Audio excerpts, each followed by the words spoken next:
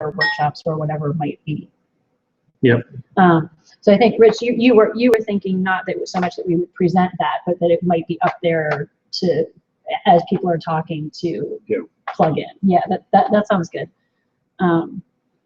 Okay, so we're live now. This is what people would see when they sign on. So let me see if I can make that big. Yeah, Rich, this is really similar to the way the brown bag technology works too, for when we do the brown bags and they have both campuses hooked up. Right. Okay, so now I'm going to share the screen.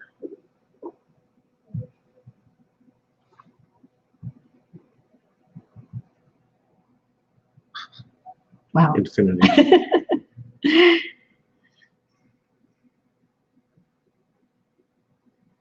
Now, why isn't this sharing?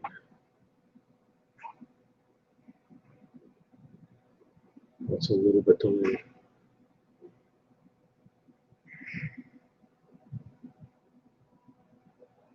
That's weird.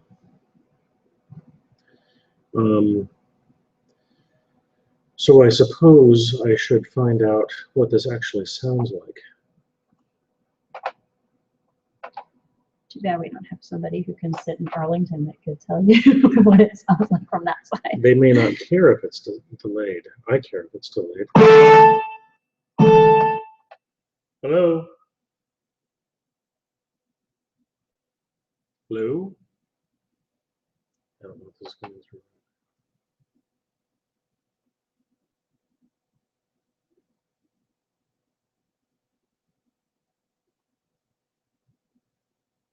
Can you hear me?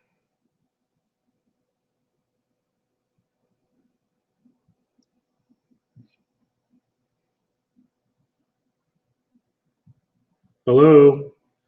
Good. Yeah, it sounds amplified. I just don't know what it sounds like on the other end.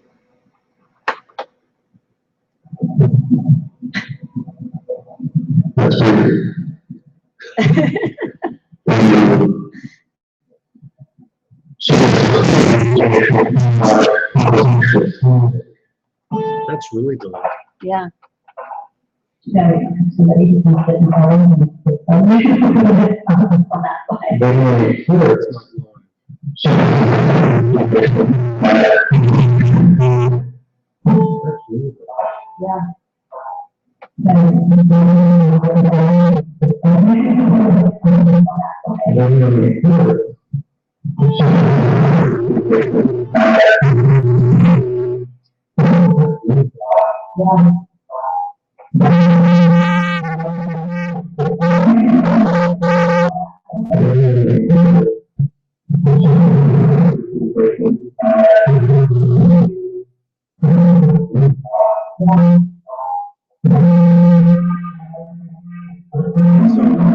We're testing the sound.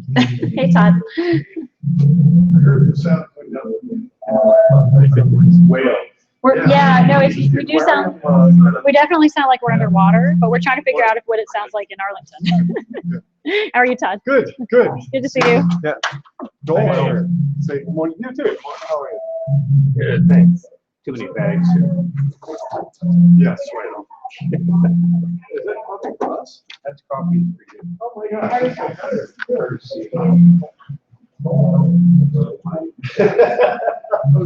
One minute question. When they have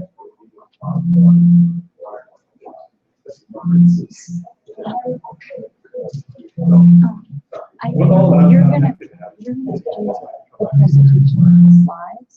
Yeah. When would be a good time for me to talk about the research that people can plug into, that, you know, these couple proposals that I'm working on? That'd be like when we all go around and talk about what our research is. If you'd like to say that while we're talking about the activities. Okay. I just think I want to make sure that I do it in a time that makes sense. Yeah, I'll ask if Rich or you or Joel has anything to add. Okay. Right, yeah, I just wanted to make sure it happened not at a weird time, because we're having the affiliates talking about it. I was assuming that it would be better to do it earlier. Okay, thank you.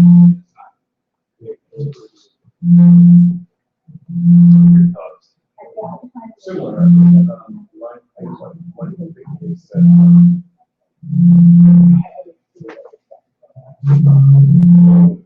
so this is the thing that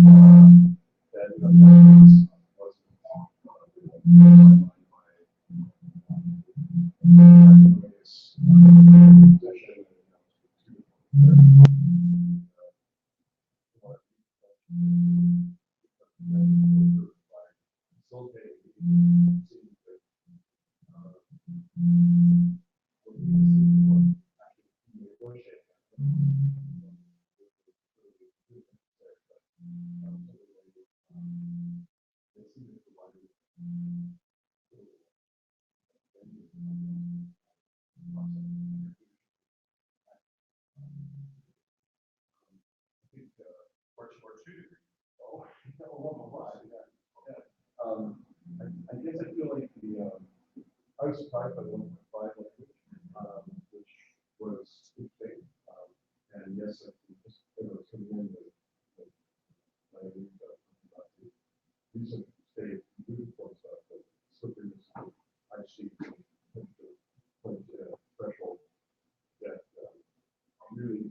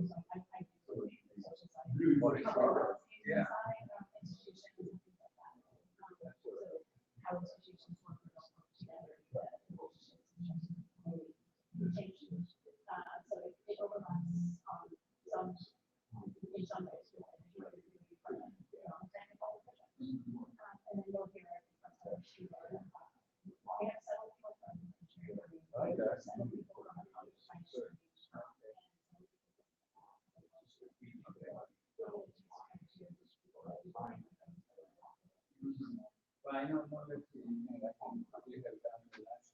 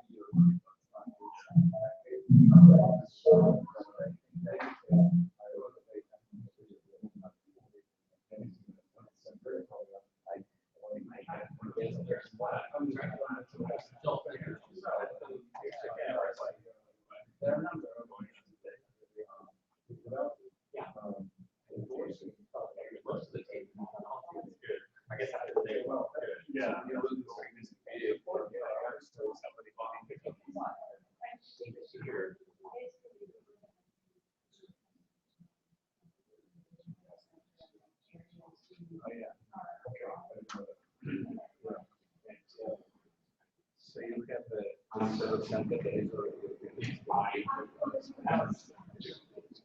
Yeah, sure.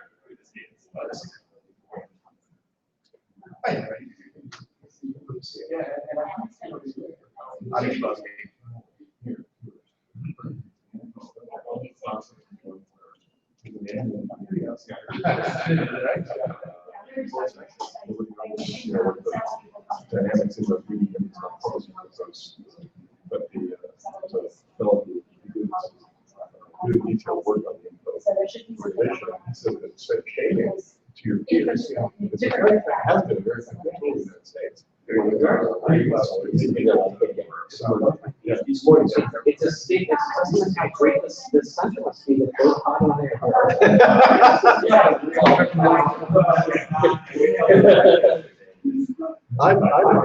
This is the one meeting I want to make sure I get to this.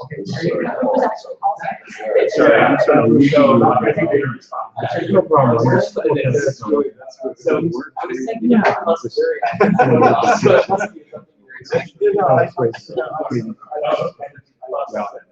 one of our projects. I don't like that. Concerned about that. Okay. No, I think that the most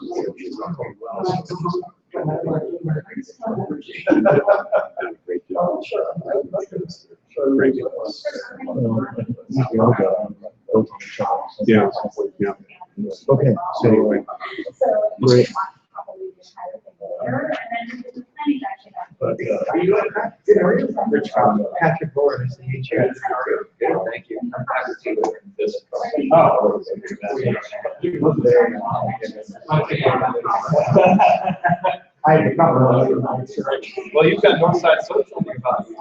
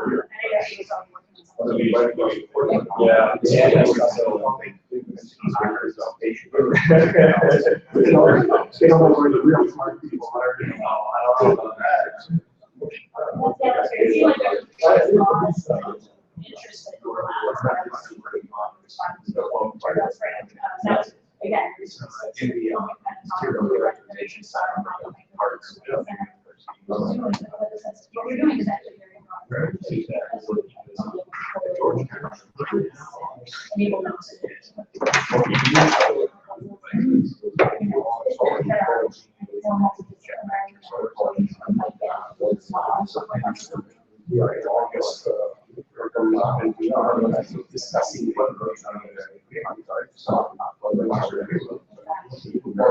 things.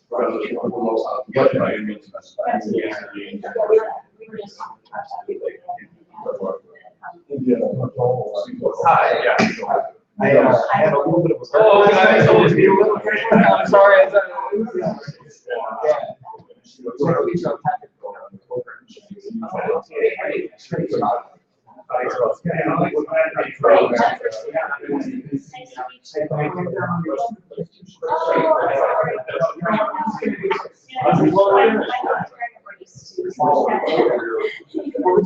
Jennifer Story. So I don't know that I got responsibility from you, but I was the one who sent out the meeting.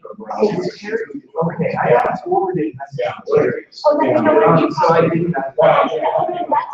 The message from Terry was actually on behalf of the board,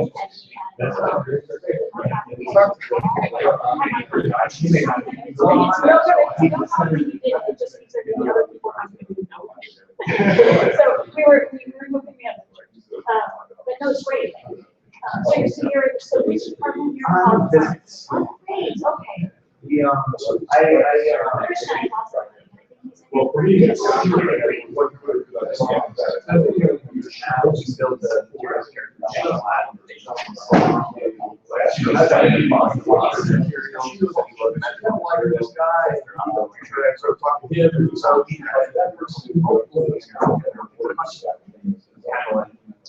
Like white and generate signal. That's it.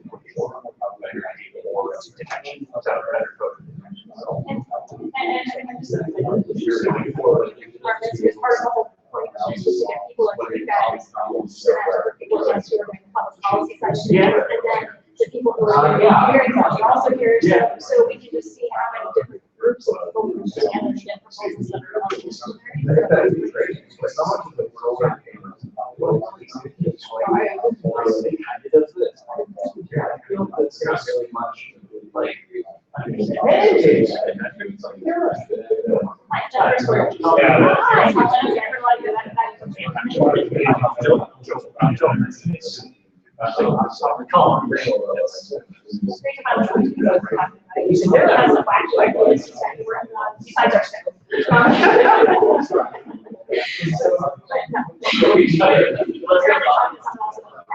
Okay. No, but I know we have other ideas about this last longer, and then I think I have to speak for energy water.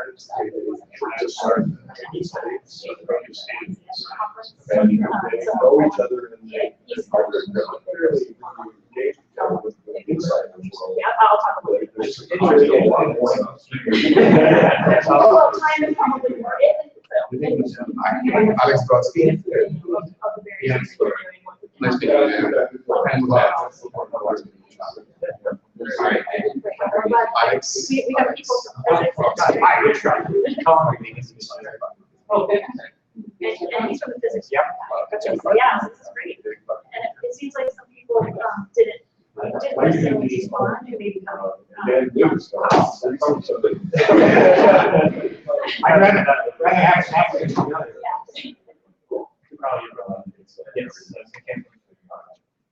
We're simply about that. Where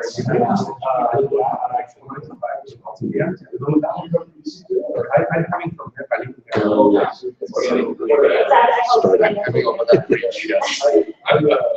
Let's give it just a couple of minutes. Sure. They tell me it's hard to do more. He's an engineer. Well, I try to tell my students that the green is find up in the toilet place. It's not very clear.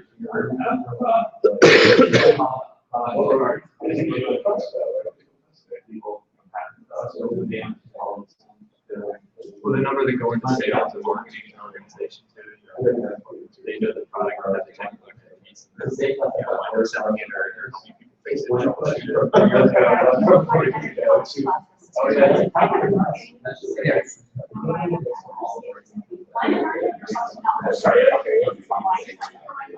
Because everybody else is kind of like this, whether environmental studies or sustainability or, international affairs or something that kind of looks like it's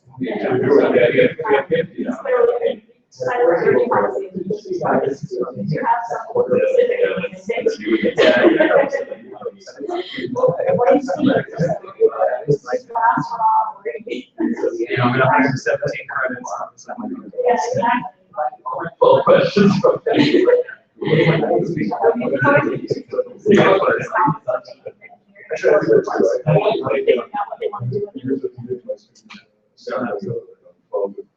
You guys can get a really nice cross section of the population. Hello? Yes.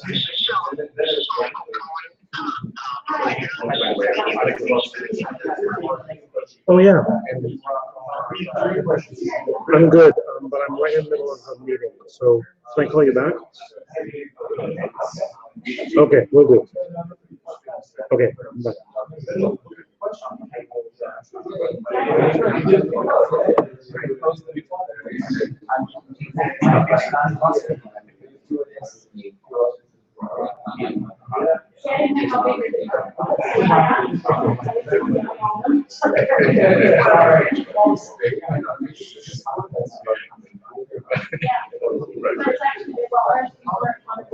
We have folks to grab their coffee and cookies.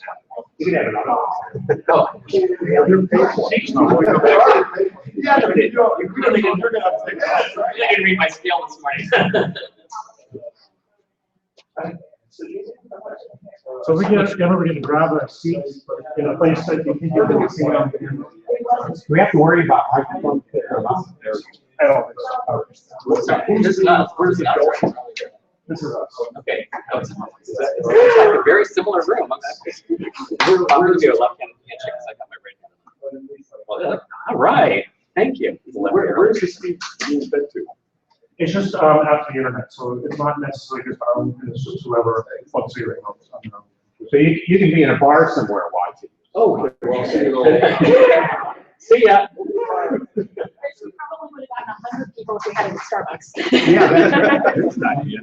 Where would you like us to sit? Just somewhere, somewhere you can see on the camera. Yeah. If you can't see yourself, then you should be. And there's a little bit of a delay on the camera, I'm sure it's not. Yep. I'll just sit here at the, Okay. on the escape pod. You can actually sit. It's like you actually. Like there.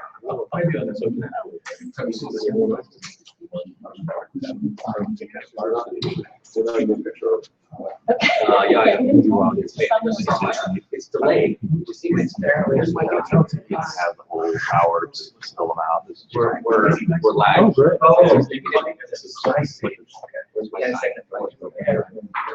think you're just. Yeah. Just.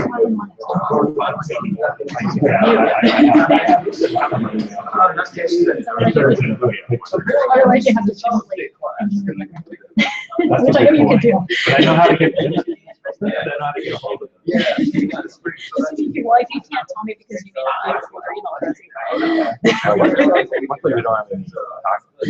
That's my dad. I know. This is why I can't get ready. Because I grew up on my dad's house. Oh.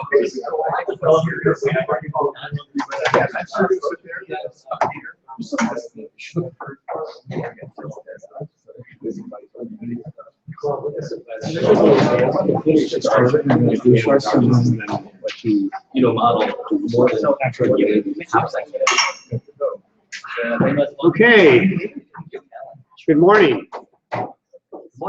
Glad you all could join us today. My name is Rich Koslerich, and I'm the co-director of the Center for Energy Science and Policy, along with Paul Hauser here from the College of Sciences, and we're doing a restart, if that's the right word to use around here, of the center now that Paul's on board. We sent around the agenda, so it's going to be fairly clear how we go through the morning.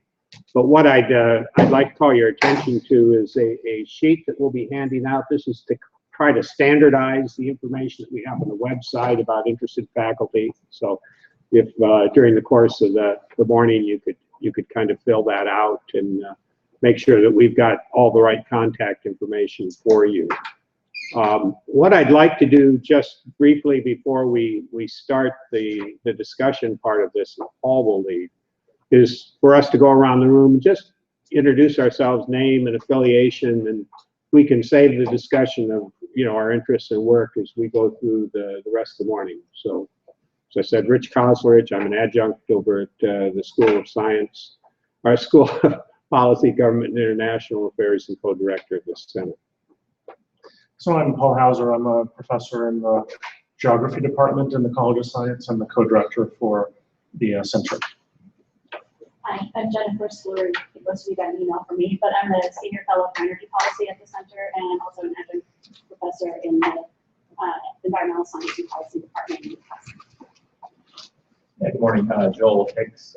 I am a research assistant at the center, also a third-year doctoral student in energy policy, also a former Navy officer, former nuclear engineer. I'm Patrick Bora. I'm an assistant professor in the physics astronomy department, and I use experimental techniques to characterize novel materials for hopefully energy.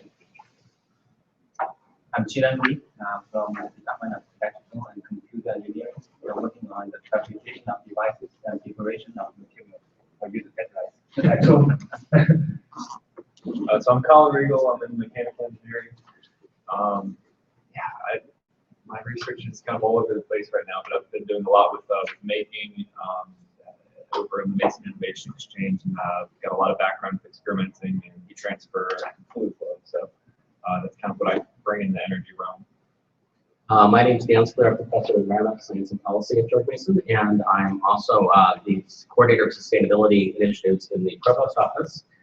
In that way, I'm hoping to work with Colin on a couple of energy-related ideas that we've been bouncing back and forth with Jennifer on some energy policy concepts and projects, and very excited to be here. I'm Todd Laporte in the School of Policy Management, it's called nowadays, Policy Government and International Affairs. I can't get the title.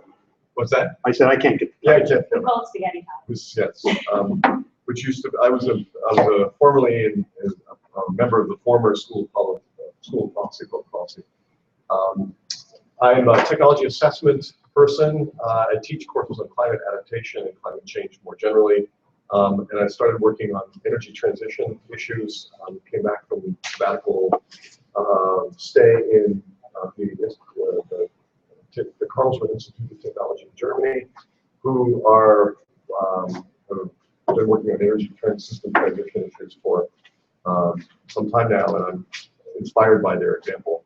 I'd like to talk a little bit about that today. I am Andre Manikius, professor in electrical and computer engineering at the School of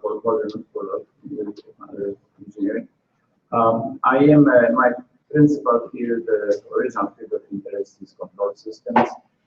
I've been more recently doing work on application of such methods to identification of neural networks of actual biological neurons, not artificial neural networks, with some applications to neuroscience potentially. But my interest in energy is more on the side of education because we've been trying to revive education in electric power systems in the department. That is a field that has been neglected by all the electrical engineering departments in the West because it was considered that power systems is a solved issue, solved technology, and there is now a third of the engineers who know that area. So I've been attending various meetings on that and being in contact with people promoting the development, the revival of energy education. There is a consortium called CAST, USD, at the University of Minnesota, one from the University of Minnesota, about reviving electrical engineering power systems education. So they have developed a lot of materials, a lot of contacts, etc. So we are a member of that. It's about 200 members now. The consortium has been funded quite well by the Department of Energy and by the Office of Naval Research and other offices. They have not distributed money to everybody, but they have provided a lot of materials to everybody. So we are hoping to proceed in that way, and that would perhaps create also a stream of students interested in this. Because without that, it's hard to do research not getting back to students. So that's the scope of my interest, more or less. Yeah, we can get into the details as we have along discussions. Yeah, right. Alex Brodsky from the Computer Science Department. My area of research is what I call decision support, guidance and optimization systems, and their applications, and we do a lot of applications to the area of energy, power, and manufacturing, supply chain as well. We did a number of projects doing energy and power. We did a couple of projects for the power management office at George Mason, where you can see there's some investment in cooling and heating capacity and stuff like that. But we do analysis at two levels. We're kind of going up to the operational level, so we have many components of the power system, whether at the level of the microgrid or the larger network, and all the way from generation to consumption. How do you operate on an hourly basis or 30-minute basis all these components in tandem? And with the introduction of renewable energy, a lot of the sections are quite counterintuitive. They require really optimization techniques to decide what to do. And we look at the level of analysis above that. How do you plan and invest? You want to reach certain targets so that you can analyze Pareto optimal curve of achieving certain emissions reductions versus investment cost and so on and so forth. Now, one of the students, Roberto Levy, who wanted to be here but unfortunately had to be on travel, maybe listening to us, is working specifically on the area of thinking of the public policy instruments, how to effect the planning and analysis by the power entities that will limit the desirable trajectory. And we are really looking at kind of expertise from public policy to complement what we are doing. And we, I know Roberto and myself were quite deep with discussions with Joel. Yes, I'm Lance Sherry. I'm a professor in system engineering at the School of Engineering.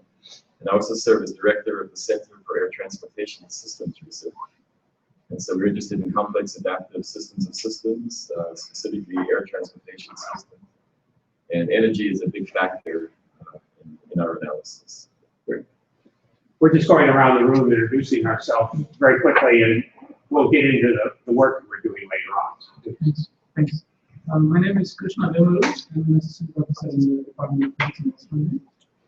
My research is in basic energy materials. I'm studying fundamental properties of energy materials in facilities built by Basic Energy Sciences Department of Energy in National Labs, and also research in magnetic materials, magnets, which are used for wind power. And recently, I also started some research in nanomaterials and thin films that are used for solar cells.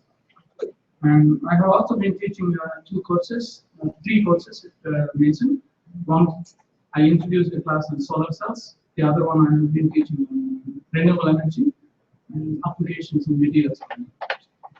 And my interest is to stay around the energy concepts, both teaching and research. Good. Okay. Hello, my name is Yang Sang-Ki. I'm at the Department of Environmental Science and Policy.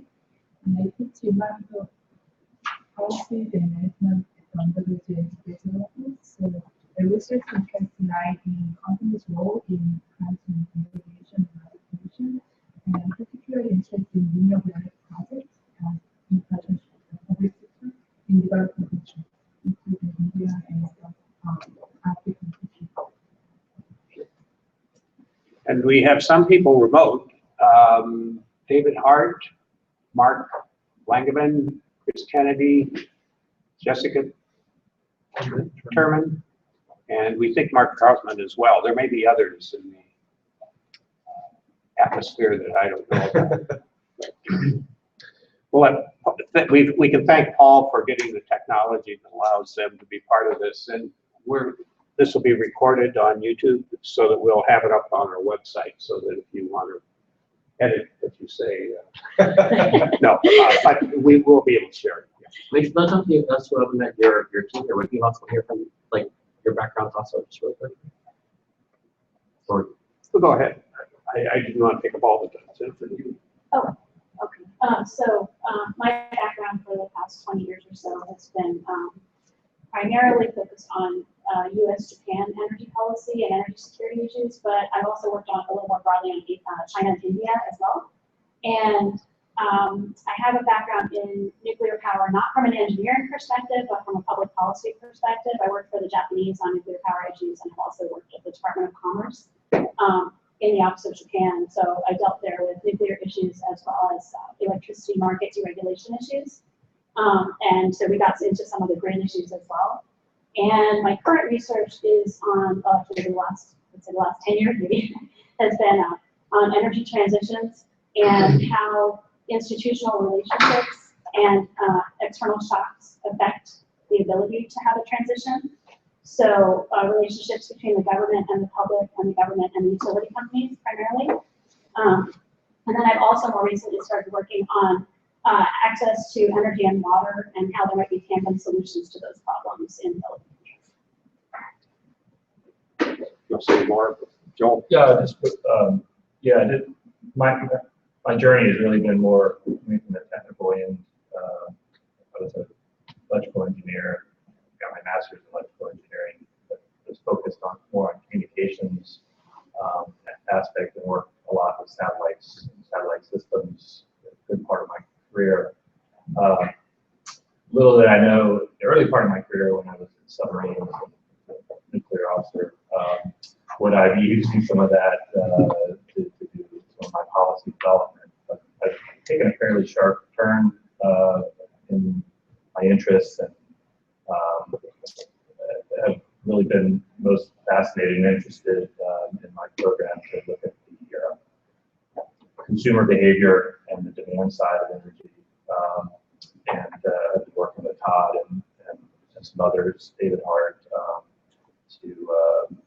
to look at areas where, both from an innovation but also from a regulatory and policy perspective, we can improve our efficiency and the demand side of energy. Just a few words about my background. I'm currently teaching geopolitics of energy security course at the Arlington campus. I've been at Mason for 3 years after about 8 years as National Intelligence Officer for Europe, National Intelligence Council, and a lot of analysis relating to energy relations with Russia and Europe. And spent 32 years in the State Department, where I worked mainly on economic issues and helped George Shultz, when he was Secretary of State, talk about global trends before global trends was a hot topic. So we got into a lot of energy and interrelated issues. But my major interest is one that Joel has speaks, in my mind, the becomes even clearer after the COP21 is how do you help energy producing countries transition to a less energy dependent existence going forward. It's not just Saudi Arabia, it's smaller energy producers as well. But that's kind of my international focus right now.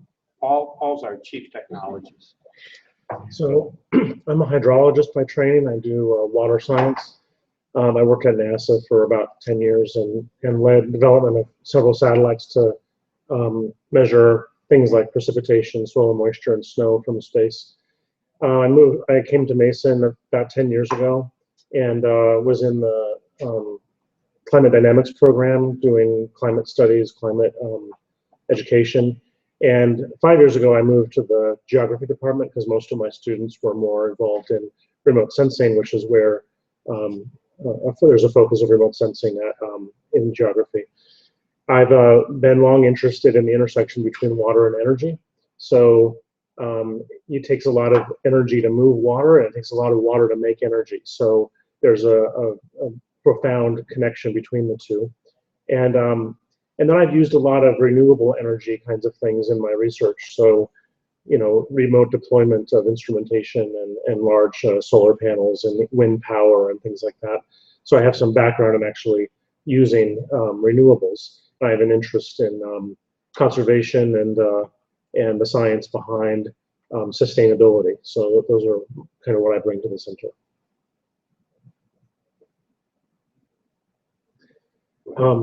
Would you like to move on to the next part? Okay. So I'm trying to manage what online viewers are seeing at the same time that I'm managing what you're seeing. We currently have 4 people online, so I'm not going to spend a lot of time focusing on that, but I'm trying to make it work. So let me start the presentation.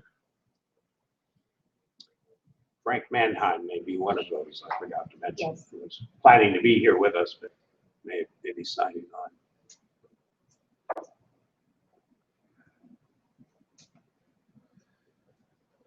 Okay, so I'm just going to get to our center vision. So we, as a team, the 4 of us, have been working over the last few months since I came on board to try to come up with what we think we want this center to be someday. And we have a long ways to go, but what we're thinking of is to be a center where we lead innovations for energy security, sustainability, and resilience. Another potential vision statement that we've come up with is advancing energy nexus innovations. So this would be energy with health, water, climate, food, national security, and conflict resolution. You've heard us talk a little bit about water, but there's obviously other big connections to other areas in terms of those others that are mentioned that we have expertise in at the campus. Of course, we're also an intersection already of 2 different colleges, the College of Science and the College of Policy, whatever you call it. Government, international. Right. So, but we'd love to have, I'm glad we have people from engineering and other colleges here. We'd love to have more involvement from across the campus. We don't want to just be those 2 colleges. So on these vision statements, they're draft, they're ideas, they're what we think is a simple way to organize ourselves. Another simple way that we thought about organizing ourselves is along pillars or themes. We've identified 3 of them. One is supply, one is demand, and the other one is connections or systems. So supply, we're thinking about things like innovations for energy supply security, transitions from one type of energy supply to another, and sustainability to ensure economic and environmental future, vibrant economic and environmental future. The demand side is things about efficiency and conservation. So how do we do things like, you know, efficient buildings and better insulation, more efficient power grids, things like that. And then connections and systems, so infrastructure protection, smart grid innovations, distributed and decentralized power generation and storage, and then the nexuses with these other things, water, climate, health, food and transportation. And policy and science weave through all of these. So we're not necessarily saying we're just doing policy and science separately, but together. So we wanted to put this out there as something for you to respond to say if it's something that you think that resonates, or something that is too broad, maybe something that we need to modify based on the portfolio of who we have here at the university. So let me go forward and talk about just a few activities that we're thinking a center like ours should do. So we think we should coordinate. We should be coordinating fundraising. So part of the reason we're hoping you're here is that you want to help participate in broader proposals or projects where we can team up and do things that we can't do separately. And so we see the center as really leading and trying to bring teams together for proposals and fundraising from private sector, but also fundraising from, say, foundations. So we're looking at and trying to build our strength by unifying and bringing in pieces of what you all do. Another thing is we want to be sought out as a consultant. We want private sector partners to want to come to us and say, hey, we have a problem. We'd like, to either fund some research, or maybe you guys already have some expertise that you can help us solve a problem. Collaboration, we want to enable collaboration across the campus. We want to enable multidisciplinary collaboration. A lot of times it's at the interface between disciplines where we make the most progress. And then our team is very interested in international partnerships. But we also know we have to focus somewhat on Virginia and local issues. But international is probably where most of the rubber hits the road, where you have big issues with societies that don't have access to adequate energy. We want to organize. So we want to do this even in the near term. We want to have targeted workshops, seminars, bring in guest speakers, things like that, that we can help to in the coordination realm, help to organize things that will both enhance our profile in the local and international community, but also help us know about each other. And then an important part of a center at a university is to have education. So we want to have things like executive education, the potential for developing certificate programs or targeted courses in energy. And I've already heard about a number of people who are teaching different courses in this area. We might be able to just pull together what we have and come up with a pretty nice, compelling program. So, and then of course your ideas. What kind of ideas do you have for activities? So I don't have a lengthy presentation, that's about it. So I wanted to open it up for feedback and discussion. Yes. Paul, just to make the international part a little more specific, over the last year, we've been able to negotiate an MOU between the center and the Bundeswehr University in Munich, Germany, which provides a framework initially for faculty exchanges, but something more. Joel's been, we've had their leadership team here earlier in the fall, and Joel has been there a month or so ago now. And that would be one concrete mechanism, I think, that we can look at for center activities, but certainly not the only one. And on the education side, to the extent that you're teaching courses and you have syllabi out there that are relevant, we'd like to, with your permission, to use the center's website as a place where we can kind of pull those together again to showcase what the university is doing in this area.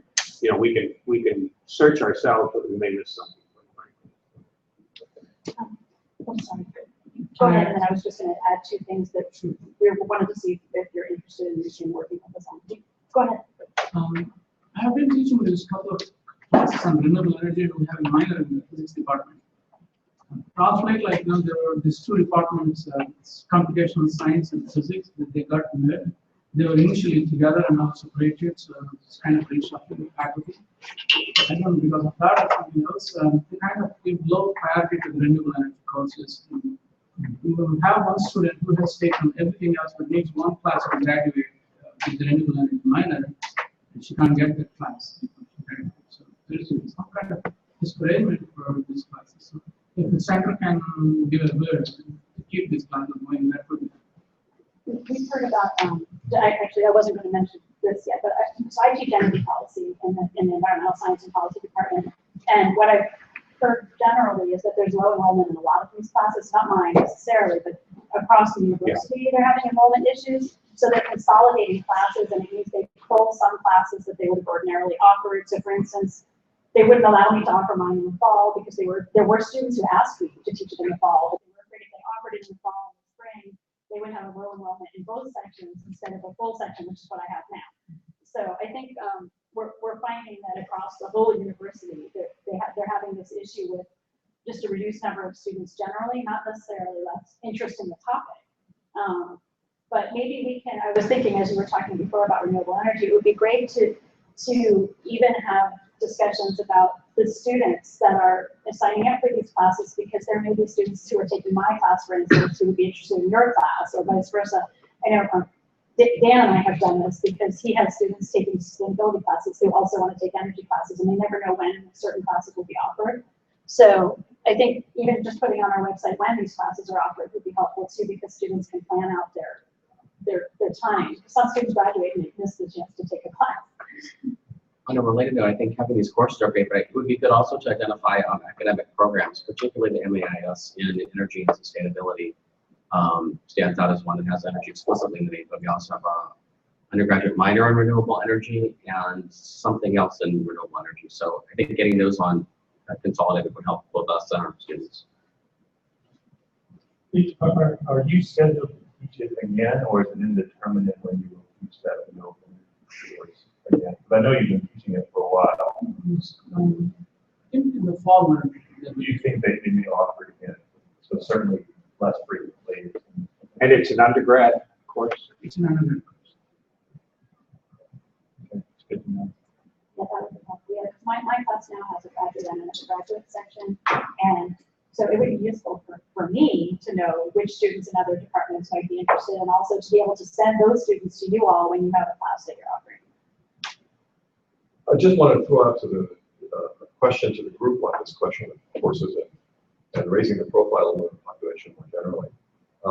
It's my thought that the relative success of the meeting in Paris this last week, and particularly the role that has been, the light that's been shown on the role for industry, and particularly in technological development, in solving problems that are going to be required to be solved in order for targets to be met, commitments to be met.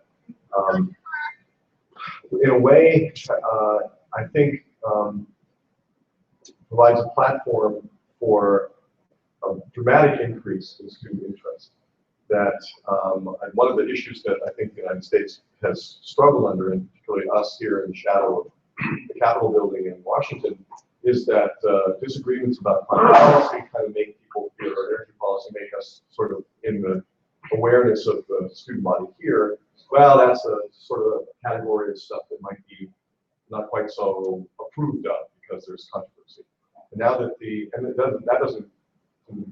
political complexion of Congress doesn't change, obviously, in this scenario, but the visibility of the private sector in being assigned the role, taking on the role, Bill Gates is joining with wealthy people to invest a lot of money in renewable energy technologies, may make that a hot or even sexy topic for younger people who may be aware now that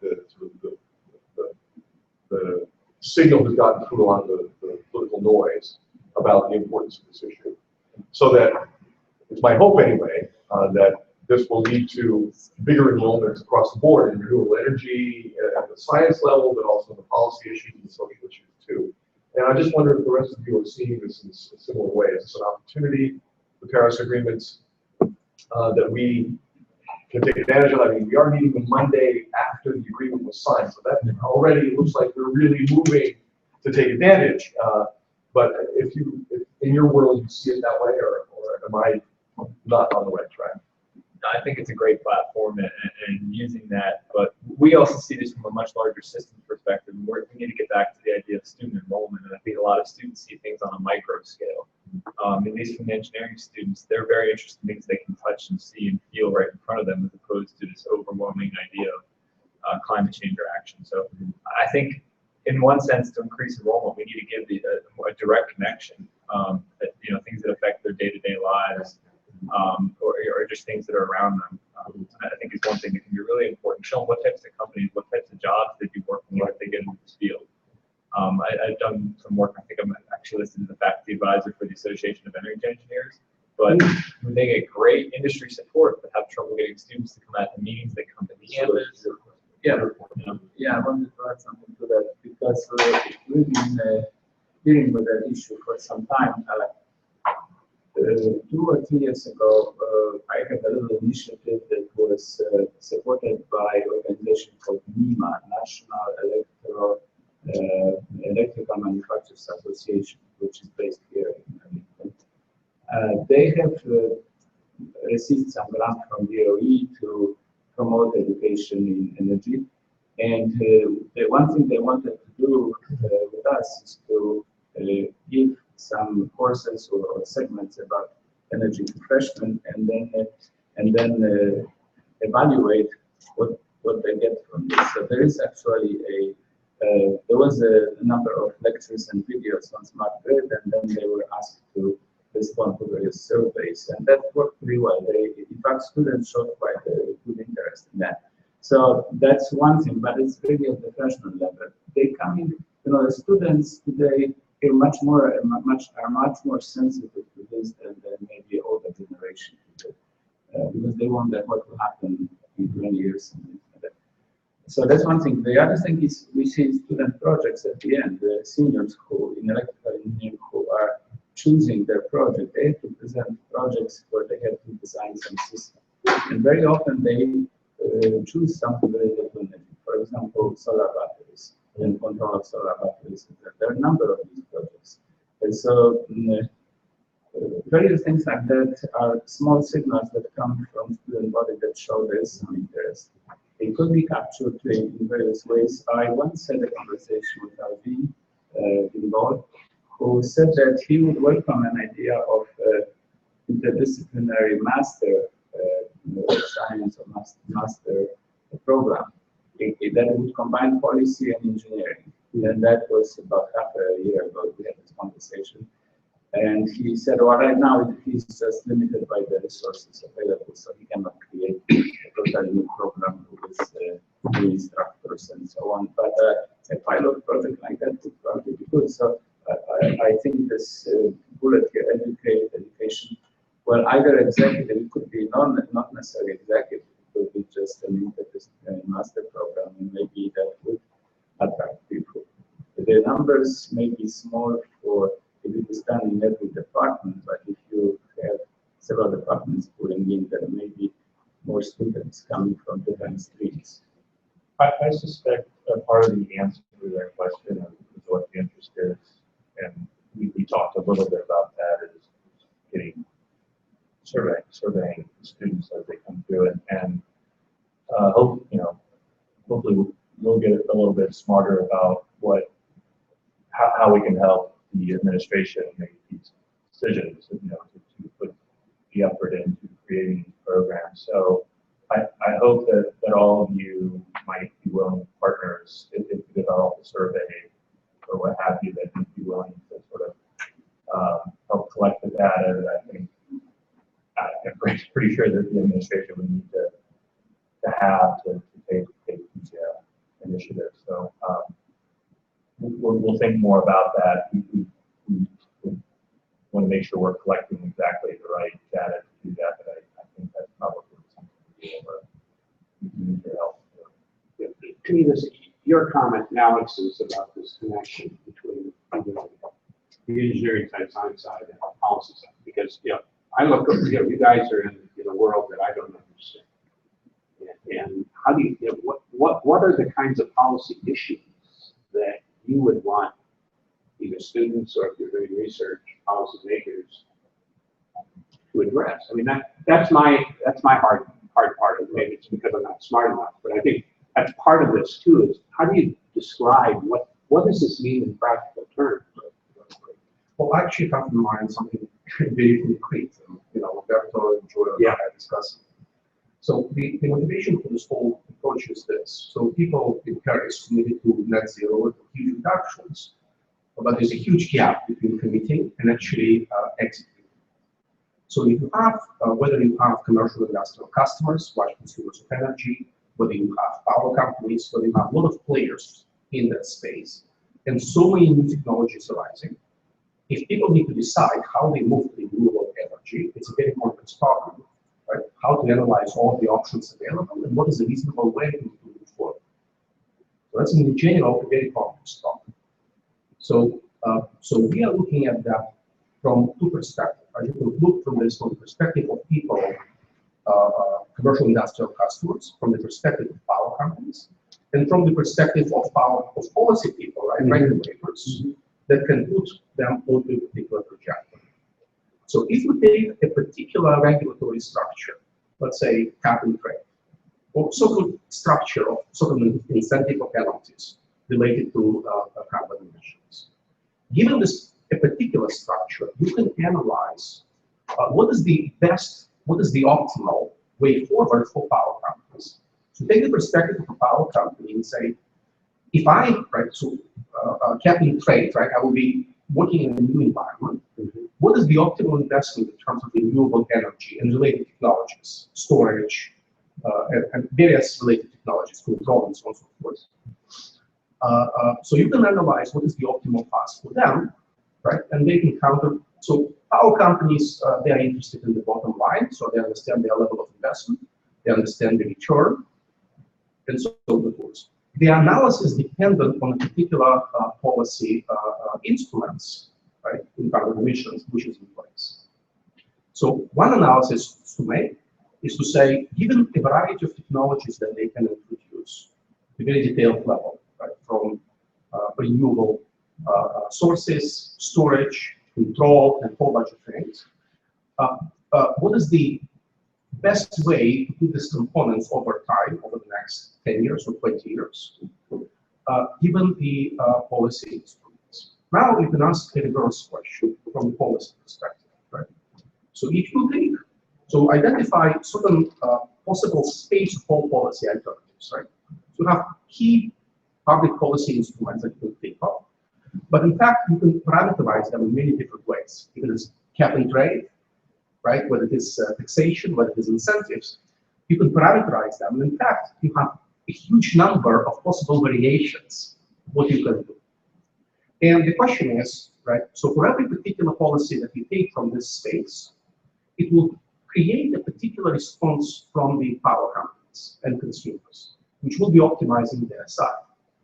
And the question is then, right, out of the space of possible policy instruments, what particular instance to select as to, right, to put the power companies and commercial industrial customers on a particular trajectory of carbon emissions. And they, when they respond to any public policy instruments, right, obviously they will be responding in the optimal fashion from their perspective. So this is exactly a connection. Now, what we understand quite well is components of the power systems, how they interact, how to analyze them, how to optimize. So there's a lot of solutions of that kind. What we do not understand is what is the space of public policy instruments and how we can parameterize them. And for that, we need to work with policy. Also, discussion with Joel is exactly covered that. We would like to understand what is the space of public policy options, how we can parameterize that, to understand what the space is, so that we can then develop models of connecting it to response all the time. It seems that what you're mentioning has two components, public policy, well, at least two components, because there's the space in which you develop the incentives or the tools, the policy tools, but there's also the more qualitative space of how the different stakeholders are interacting, because the optimization can change depending on which country you're talking about, depending on which locality you're talking about. And so I think there are probably different aspects of the public policy questions that different people are addressing within SPIA that can help to address those questions, even with you to help us to understand the technical side in order to be able to look at those questions, because the ways in which the stakeholders look at the technical side differs as well. So one of the potential ideas for the center, and we're doing something similar in the area of manufacturing for the NIST project, is to create a kind of a marketplace of models and support for various players from the power companies, right, or regulators to come to the center marketplace, so to speak. And if we can provide tools for analysis and decision making. Alex, you brought regulators, or really who needs to be looking at things like what you're doing.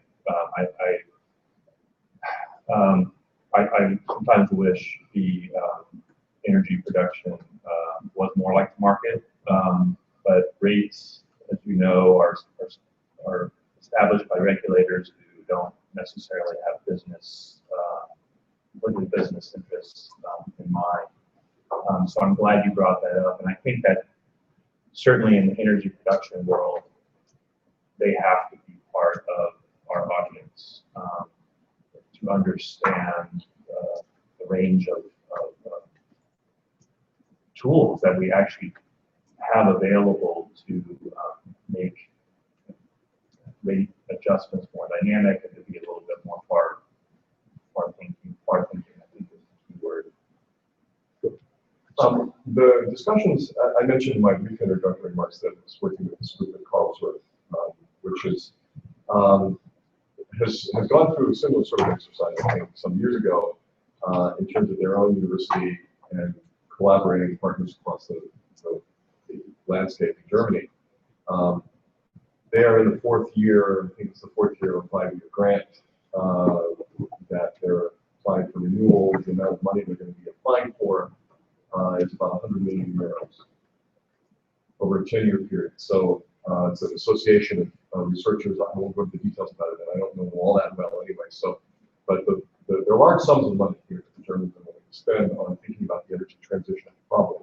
And it's a soup to nuts kind of thing. There are technical aspects of it. There are market design issues, or regulatory design, governance issues. There are social attitudes and acceptance issues. Public participation is a big concept for the Germans, since the Green Party is an instigator of the German policy landscape now, and they're very committed to a democratic participation sort of role, and they even have an ethical component to it that's quite interesting and well developed. They're thinking about the transition as a, he's part of this group, is thinking about the transition as a socio-technical problem. That's the word being socio-technical problem. So the idea that you, Alex, you just mentioned about this, the spaces, the language is just strikingly similar to some work that I've done sort of on the socio-tech side, of the technical, socio-technical problem side.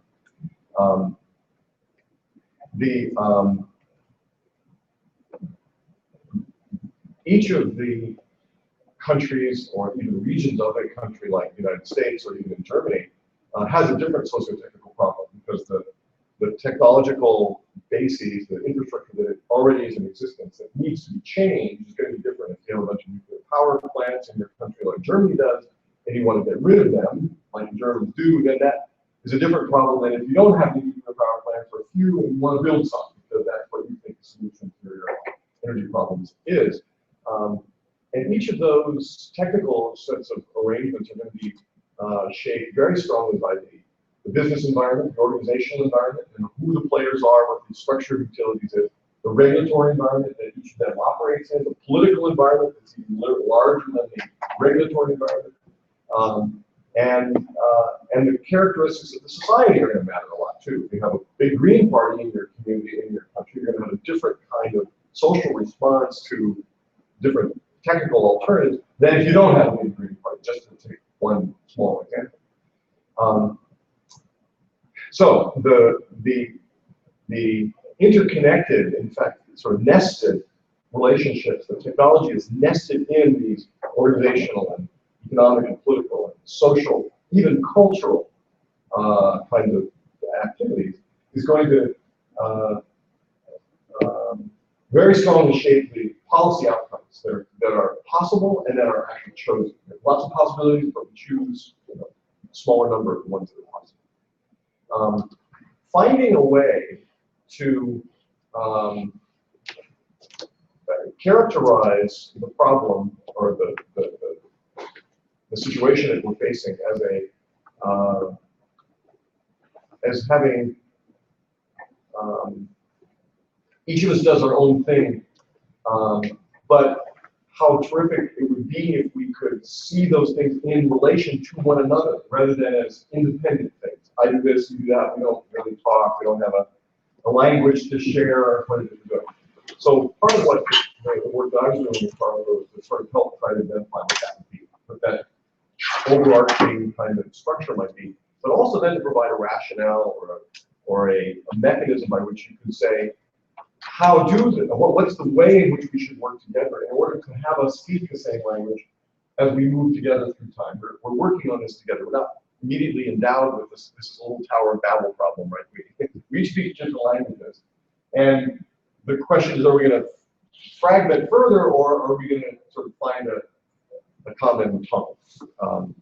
At least one that recognizes the dialects of different people.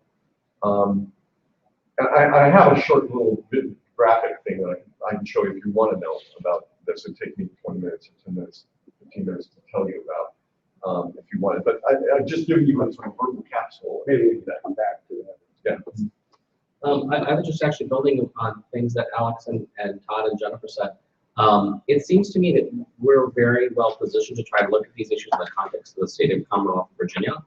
I and others met with Molly Ward, Secretary of Natural Resources, and Brian Moran, Secretary of Homeland Security for the state, I think, a couple other things there, last summer.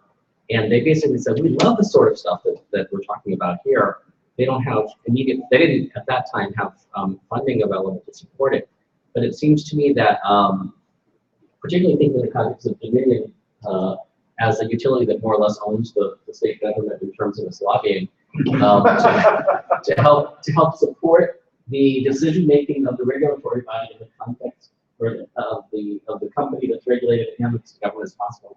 At the same time, I think we have an opportunity to come in as kind of a quote neutral or semi-neutral scholarly party to maybe provide some positive impact. The entry point may not be the state government, in fact, you with the utility or the regulator.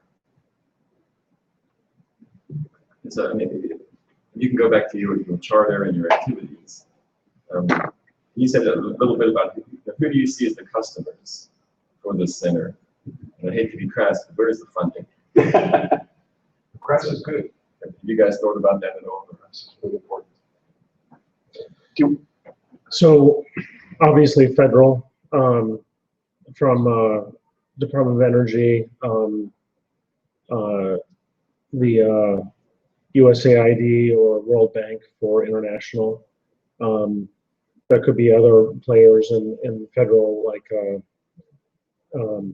environmental, EPA or USGS, Department of Interior. But we also think that we do want to engage state, and we want to engage Dominion. The center tried that. I wasn't involved in that, and we kind of hit a brick wall. So we want to re-engage it maybe differently, and potentially other power companies, power utilities in the region, not just Dominion. I mean, this is the thing that bothers me most, because unless we're able to crack the funding, this is all a nice opportunity to have coffee and sweets together. But unless we can, and this goes back to what Paul's trying to do with this vision, unless we can show to the rest of the world that George Mason is doing something here that's relevant to their practical concerns, for which somebody's either has funds available or would be willing to fund it, we're kind of lost. And I'm not smart enough to be able to see intuitively where we would go. I mean, you, as individual researchers, I think you all have a very clear sense of, you know, who has money and who doesn't for the kind of work. But for something that's a little more amorphous in this uncertain world of policy, I think that's where we're, you know, collectively, I think if this is going to work, that's what we have to devote for our energy. I'd recommend as a way to kind of organize is to look at the National Science Foundation centers. They're called engineering centers. And these are multi-million-dollar, multi-year programs that are funded. They typically have, the odds are pretty good. If you put a good center together, and you cover all the bases. And I think specifically if we can add the policy to the engineering, to the science, that would be a very strong application, very strong proposal. And so as a way to kind of get organized, it may make sense to kind of pursue one of those. Because if you can meet that criteria, you pretty much covered, you know, all the other options, both state and region. Well, one of the ways in which we were trying to connect with organizations that might be interested in funding us or companies that might be interested in projects was also to develop a couple of workshops that would allow us to showcase what we can do and look unbiased, and also not look like we're directly asking for funding until they can see what we can do. So we had a couple of ideas for workshops like that. One was local energy sustainability issues, where we would have utility companies like Dominion, but not just Dominion. It would be BG&E, other companies come in, and other stakeholders, and we would facilitate a dialogue that we think could be a springboard for not just consulting projects, but also that we would become the mechanism through which these organizations might want to communicate. And then there would be projects that could come out of that because these companies will realize where the gaps are in their needs and look to us to fill those gaps. So that was one area. Another was the critical electricity infrastructure area, which I know many of you seem to be working on in different aspects. And I also actually worked on it with Christine Pomeranian, who might be on our call remotely. We had done a FEMA-funded project. It was a 3 or 4 year multi-million-dollar project on electricity critical infrastructure, and the goal was to provide enterprise risk management tools for policymakers and companies. So I was working on the congressional side, finding out what Congress was doing so that we could help the companies to understand better what was expected of them. And then there were other people who were more business oriented that were focusing on the statistical side. So that type of project is something we could probably do because we have a range of different types of experience. But those were two areas that we thought might be suitable for a workshop that could then generate these types of projects for us. And as a side note, I'm applying for a small grant. I'm doing a project on, this might be more Jenson's area, but it's more so than the technical side, but if any of you are interested, please let me know. The grant is for research on, it's an offshoot of my previous research on institutional relationships, but it's how the US and Japan, the governments and the utility companies interact on climate change and how that interaction can be used to foster energy system resilience. So there is a technical component because there are climate change technologies, there are grid technologies, and so the side that I am familiar with is how the government and the utilities are interacting on these issues, and when you take those interactions and you see whether or not climate change is something that is a viable tool. The challenges are a tool that can be used to promote energy system resilience, or whether it's actually the discussion is just inhibiting them from actually moving on energy system resilience. So that's one area. So if you're interested, please let me know. And then the workshops would be another thing. But there's also a workshop that you might have heard of this, Colin, because there's just a student in your department who's working on this, Tyler. I'm forgetting his last name now. Yes. So there's an organization that is holding a conference every year at different universities. Last year they held it at GW. This year they want to hold it at George Mason, and they will on February 5th hold it on energy and sustainability. And they've asked me to coordinate speakers from George Mason for a showcase that will feature the faculty members who are working on energy and sustainability issues. So it gives us an opportunity to talk about what our different departments are doing. And last year they had about 120 people attend for GW. So first of all, it's a great way to get your students to come and hear what everybody's doing, so that if you want them to hear more about what classes are offered, et cetera, that's helpful. But they also will have outside audience come in, so more people will get to hear what George Mason is doing. So if you'd like, I'm happy to send out a message to everyone, and you can let me know if you'd be interested in being a speaker in the showcase. It's just a short, I have to ask for the PowerPoints involved. But anyway, it's a short presentation of basically on what your work is or what classes you're teaching and how it relates to energy and sustainability. Jennifer, I'm wondering if it would be possible to activate funding agencies or somebody who are potential sources of funding in this workshop. I think absolutely. I will ask about that. I'm sure that they would be hear what we are doing, but on the other hand, we can hear from them what the focus or priorities are, and so that we can have after presentation have any kind of informal discussion. Well, there's also the Provost February 12th day-long session on security, where a lot of the sub-issues that are identified touch on areas that you all are working on specifically. But again, it's an opportunity perhaps to get exposure if they want to bring people from the private sector involved.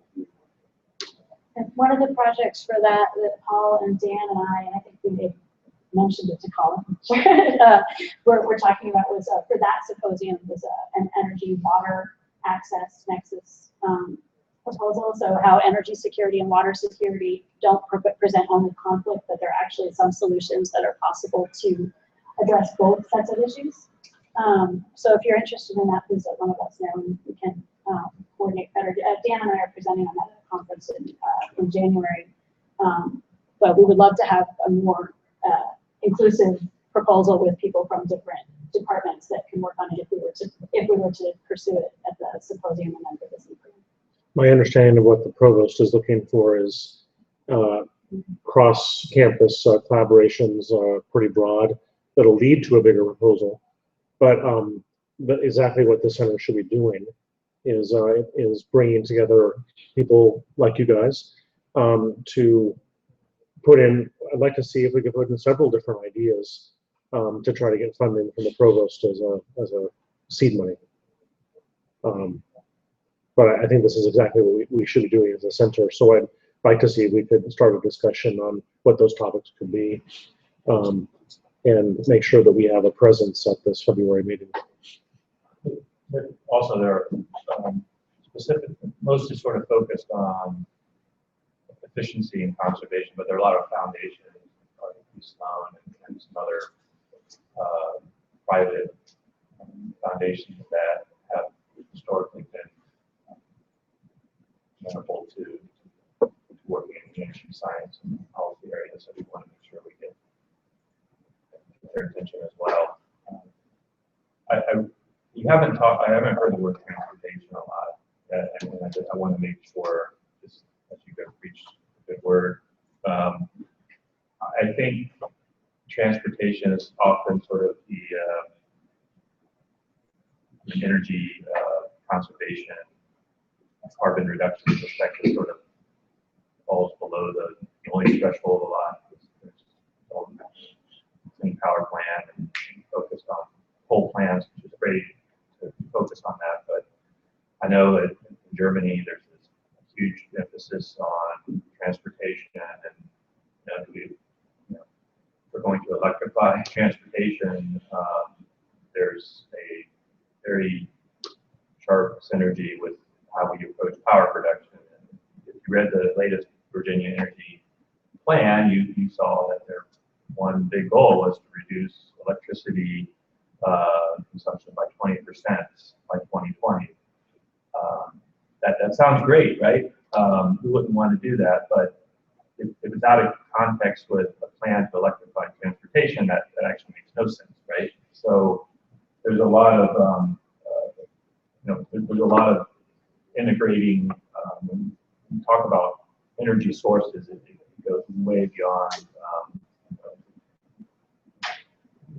grid, and we need to make sure we capture that. It's a big deal. Where is the Virginia? The Virginia Energy Plan, I actually, tell you what, I'll make it very simple. I will have it on our webpage. I think it's already there. Yeah, it's actually on our webpage. It's a joy to read. I wish I could tell you. But it actually, it's, I will say it's very useful to get a sort of an inventory of what's going on in Virginia. To call it a plan is kind of being very kind, but it is a very good sort of inventory. It gives you some portal into what Richmond is thinking, and to kind of go on Dan's sort of theme about really trying to engage the Commonwealth. That's something I hope to be able to do in a more cogent way. I think a few of us got a real good start in Todd's class. I think I need to really dust some of that off, but we have some. I'm going to toot your horn a little bit. Yeah. Because, which you can't do. Joel and I basically co-taught a class last semester, last spring, that came up with an energy plan for Virginia based on the deficits of the current plan, which Joel's comment about electrification and transportation as an example. We did much more analysis than that plan actually does, and put it in the context of the negotiations that led up to the agreement in Paris yesterday, this last week, to say, well, what's Virginia's share? What are we going to have to do our part in fulfilling these expectations that these international and national agreements are federal pronouncements from the legislature, from our president would imply. And wanted to, and Joel played a really instrumental role in that, and I have great confidence that he could lead to that thing in a really terrific way. But let me just add one other thing. Transportation isn't just electrification of terrestrial transit, it's also aviation and shipping, which are huge and not included in the discussions in the Paris Agreement at all. And the idea that we could make some headway, I mean, that's a sort of, in a way, it's a ripe area for even just an initial sort of, well, what do we mean by reducing carbon emissions in those two big sectors? Because as far as I can tell, there isn't any serious discussion going on that entails thinking about reduction of aviation and maritime shipping as carbon sources. I think there is something going on with maritime shipping, increased efficiency and new forms of propulsion. Oh, is there? Okay. In aerospace, they're looking at fuel blends and biofuels as a way of, but again, there's no plan, there's no goals, it's relatively abstract. But I can imagine a discussion. Well, getting through the FAA is a whole. I can imagine to the extent that the terrestrial electricity distribution question is being dealt with as a smart grid problem, efficiency, but it's also a platform that will allow fuels to be put into the system that currently are able to be incorporated. If we were to think about what kind of analogous smart grid kind of scheme could one apply to shipping and aviation issues? Is it, I think capacity, airlines are receiving more passengers than ever than they used to, but still, are there ways of thinking about using a smart, grid kind of concept? That could be, back to your thing, Alex, I think it sounds like you're really interesting way of thinking about this. It could be quite useful. Anyway, just a different part of the marine aspect of it. There is a Virginia Coastal Energy Research Consortium, of which Mason's a member. As far as I can tell from the website, there's no Mason representation of our membership, so there's maybe an opportunity here for the center to step in and identify some of the connections here, to be part of that and hopefully leverage that. Coastal Almost Energy, every maybe again. Virginia Coastal Energy Research Consortium. I had heard of it before, and Mason is one of the university partners, but there's not a single expert that I can find in my quick while we were sitting here. It's vcerc.org, and they focus, particularly their areas seem to focus on offshore wind and algal biodiesel. But my feeling is that either we have something to contribute in this room to that, or we might suggest, hey, if we're a member, we want to have a third item. For example, integrating the spark grid questions with coastal energy resource assets. So that's one thing. And then the other piece was when Joel was talking about the plan, I had just brought up the executive summary on my computer. And I know this whole issue that came up a couple years ago about this University's Clean Energy Development and Economic Stimulus Foundation. And I'm not sure if it actually got through, but the idea, as I remember, it was that the state legislature was going to pass huge gobs of money to throw at energy research. And I'm not sure what happened with that, but the governor has said last week that he's trying to get a $5 billion bond fund going for university research. If that were to incorporate this sort of thing, I think we would have a really great opportunity coming back to plugging in Commonwealth capacity building and energy, becoming the energy capital of the East Coast as the plan states and things like that. So I think there are opportunities, and we can really get our quals ready and polished up, starting with these things to really move on some of these opportunities. But, that kind of poses the question: is what's the comparative advantage for George Mason compared to other universities in the Commonwealth for being the place that people in Richmond would turn to for that kind of advice? And you've got individual universities who are doing pieces of it. Is it Dominion that's doing the offshore? The sea level rise. Old Dominion? Yeah. Old Dominion, yeah.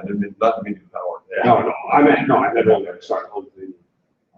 But there isn't, as far as I know, and I guess not to have any research very, very deeply, there isn't a place that kind of pulls these different pieces together in a way that has an application for economy.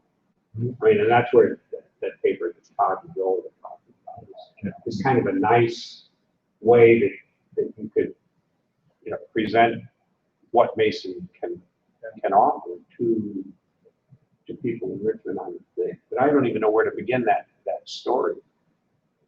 How do you find the right people who are in a position to either make decisions or have access to funds?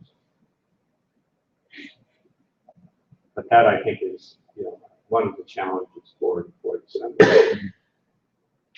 Can I bring something else? Last year, I mentioned this organization, NEMA, National Electrical Marketing Manufacturers Association. So they are very much involved with energy manufacturers and with aluminum.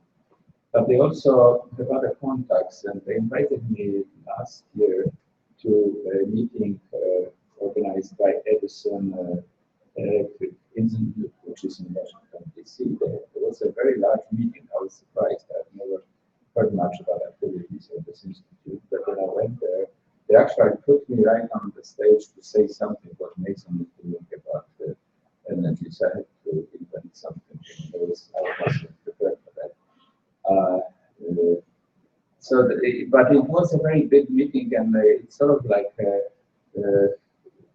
I don't know much about it, and I see they have a big web page about policy, environment, etc. So maybe it's something to pay attention to. Maybe we should look at what their activities are, whether some connection may be made, because they may have a number of other connections, and we are not aware of them. EEI is a very large organization, and actually, it's the head of it is usually a former political appointee. Because I know the person who used to do it. I'm not sure if he's still there. So it's usually somebody who's left DOE at the high level that runs it. So they have a really strong ties usually to the government, but they also do a lot of lobbying. I don't know how much money they have. I think they get funding from the utility companies because they're members. So I think that's again, if we find a way to leverage what we know and how we are able to play a role in helping these groups to talk to each other, that might be one way to we can solicit. I think we can solicit EEI's help in getting people to pay attention to what we're doing. I don't know if they actually fund, other than conferences, I don't know if they would actually fund projects. I'm not sure. Just on that point, one of the things about in a lot of policy areas, a challenge is to secure funding that without the sorts of strings that would bias the outcome. Research is sometimes seen as threatening by interests that have something to lose. And so, what's that? Like Dominion, for example, or traditional utilities in general. One of the things that I learned in Germany was that because of improvements in energy efficiency in the German economy, and because of the low price of U.S. Natural gas and coal, that utilities in Germany are struggling, and one of them is about ready to go bankrupt. The Germans have now approached this situation, I think, in which energy consumption is actually declining over the year, but growth is not declining. So the very long association between energy consumption and growth seems to actually have begun to separate. Under the influence, the benign influence or beneficial influence of the energy policies that Germans have pursued for the last decades or so. So what that means is that the energy industry is itself, well, we see this happening in the United States too, a lot of pushback on anything that would have to do with affecting their traditional model. It's a huge disinvestment that the Germans are going through now. And any American utility looking at that experience, and then sure they all know about it, would be so loath to say, well, let's invite more research on how we can accelerate that process. So finding research funding that is sort of threads the needle between the public interest as we as professionals or academics may understand it, and the public interest as a utility executive understands it, who's going to use all sorts of arguments, some of which are true about how do you keep the system running and it's reliable. A reliable system provision, service provision, is a really important value. And the question is, do the changes that are being proposed threaten that reliability? The utility executives are all going to say, absolutely it will, because if we can't pay our bills because of energy policy changes, then someone's going to have to give, and it's not going to be our profits if we can avoid that. It's going to be our public sort of commitment that we need to uphold it as we define it. So finding a way to frame the kind of work that we do to secure funding, but also secure independence from the political side, to the extent that we want to try to do that, will be a serious challenge, I think. Building on what Todd said, he and I had discussed last week of the idea of potentially seeking a PIR, how did you say, International Research Initiative? PIR, yeah, a PIR NSF grant that really looks at interdisciplinarity within our university and then working with other international partners, Germany and Japan being two potentials, but also Jagdish Shukla is very involved with the Indian government now in their climate activities. So if we wanted to bring this up to a level, I think you're absolutely bringing in smart grid and generation, the three pillars here that have been presented. I think it's a big effort. You let a PA of one of these, but a couple $1 million over 3 to 5 years, something could be a really exciting way to take this to the next stage for us. And I'm very excited, I think, to work with some national partners or even provincial partners within those other countries. So this is NSF. Yeah, and as many of you know, NSF is like high risk, high return. So I think if is there a specific project they're requesting proposals on, or is this something we? I'm going to defer to you because you actually got one. Well, there are three things that I think on the table. One is the center idea. That's a really big deal, and money is quite good, but effort in the competition. My understanding was that it's actually more intense than what I heard you say, but I haven't followed it for a while, so I could be wrong. Second is the PIR thing, which has an international component specifically for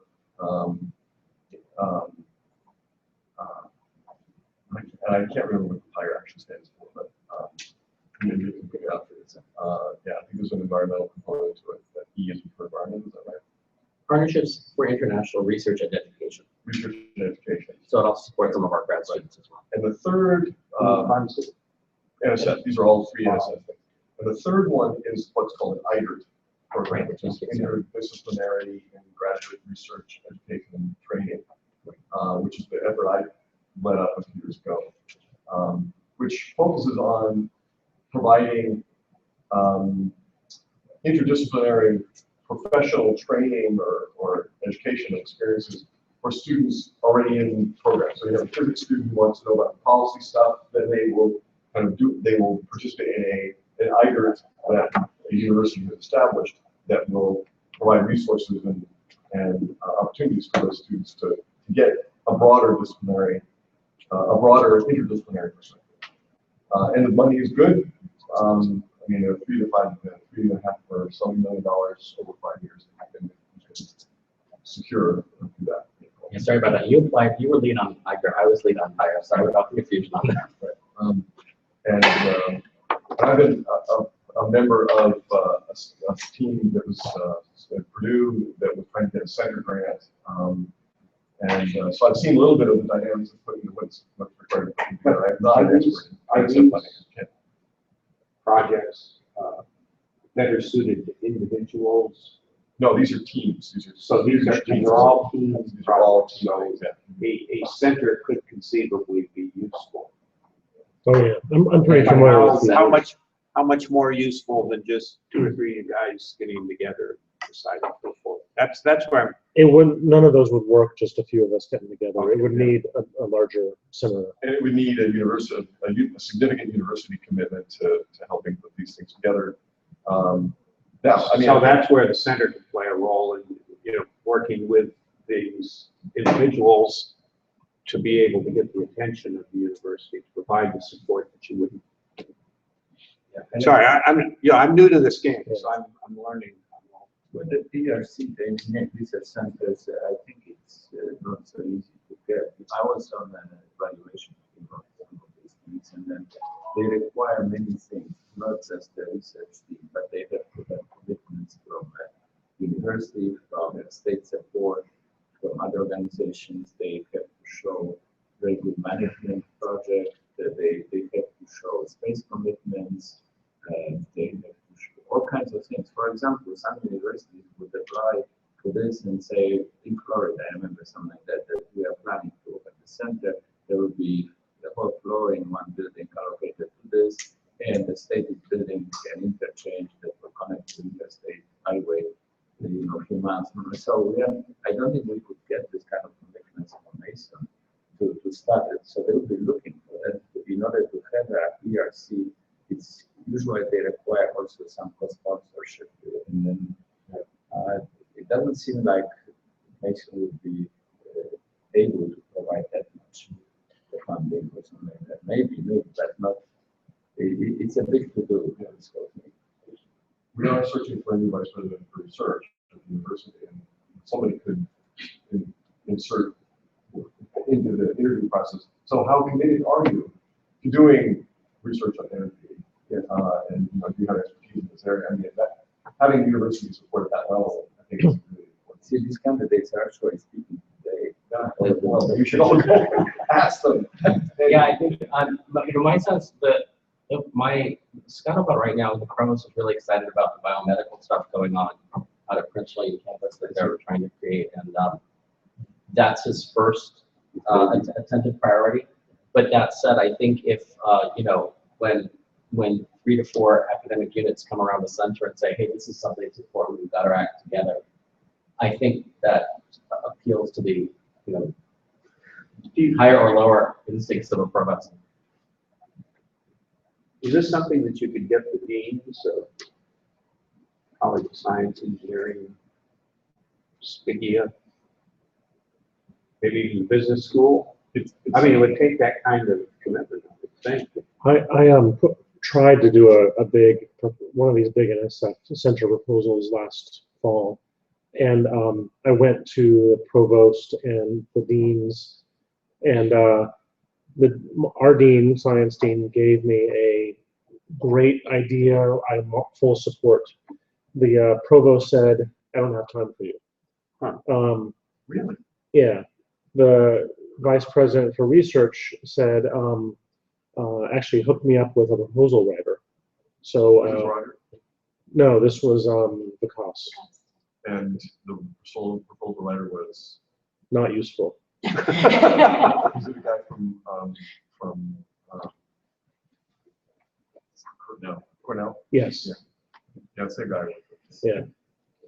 But that whole organization crumbled while I was trying to write this thing because they let the cost go and there was no viable replacement. And my assessment and the team's assessment last fall was that George Mason wasn't ready to put in one of these big proposals. So we looked at the previous smallest research university that had gotten it was Boston University, and they have a research portfolio 4 times larger than ours. So that, and putting on the dog and pony show and putting on all of at least last year, our university wasn't quite ready to embrace that. But maybe with a new vice president for research, maybe with a renewed appreciation for how important these things can be, maybe we could reinvigorate that and bring that around. There's a chicken and egg problem here, at least in terms of our experience here. The middle of the night last summer, get a phone call from College of Science. There's somebody on the Board of Regents who's interested in giving a bunch of money to do energy. So tell us what the center could do. Well, goodness, it's a little bit beyond my capabilities and those of Wendell Smith's predecessors to do it overnight. And the answer we got back, even though it wasn't a really great effort, was, well, the president went on the internet, looked at your website, you're not doing anything, so you're not going to get the money. I mean, it's this sort of problem. I just don't know how you get it. I think, Mark, your experience is very similar to my own experience. I did the Well, that's not just, I should not take it several personally. years ago, which was, I think while I got good sort of feedback from members of the faculty, I think the NSF review was, you're basically not ready yet. There needs to be more evidence of things that have already happened at the university level. A stronger, obvious commitment to those activities. It's almost like the age-old adage about getting funding for your own research, which is you write the grant for research you've already just done, because you can talk about that in a way that is more compelling than research that you want to do. So it is a chicken and egg problem, I think. I think that this activity is really the solution to the chicken and egg problem, is to begin to know each other, to begin to work together, to teach together, to have small-scale projects like the student projects that you guys mentioned. Who wasn't mentioned this? That was your energy student and your students that are interested in doing an energy-related project, where over a period of time, one can say, we've had these long-standing relationships. We know each other across the university campus. We're teaching together already. We're doing things at the reasonably local or regional level, say the Commonwealth level here. A plan like the thing that Joel led in my class last semester, or last year. If it were, that was a student project, but we make it a professional thing that had student involvement as a teaching thing. I mean, all of that could be leveraged. It just takes I think it just takes resources and patient guidance of those activities over a longer period of time for them to really begin to kind of get noticed and have traction.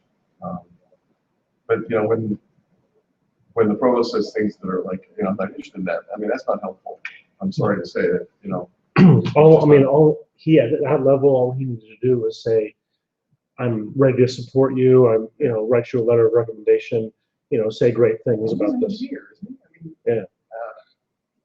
So I think the idea of the center is probably a bit aspirational. You hit the point of just getting some projects moving to the ground, some really smaller stuff.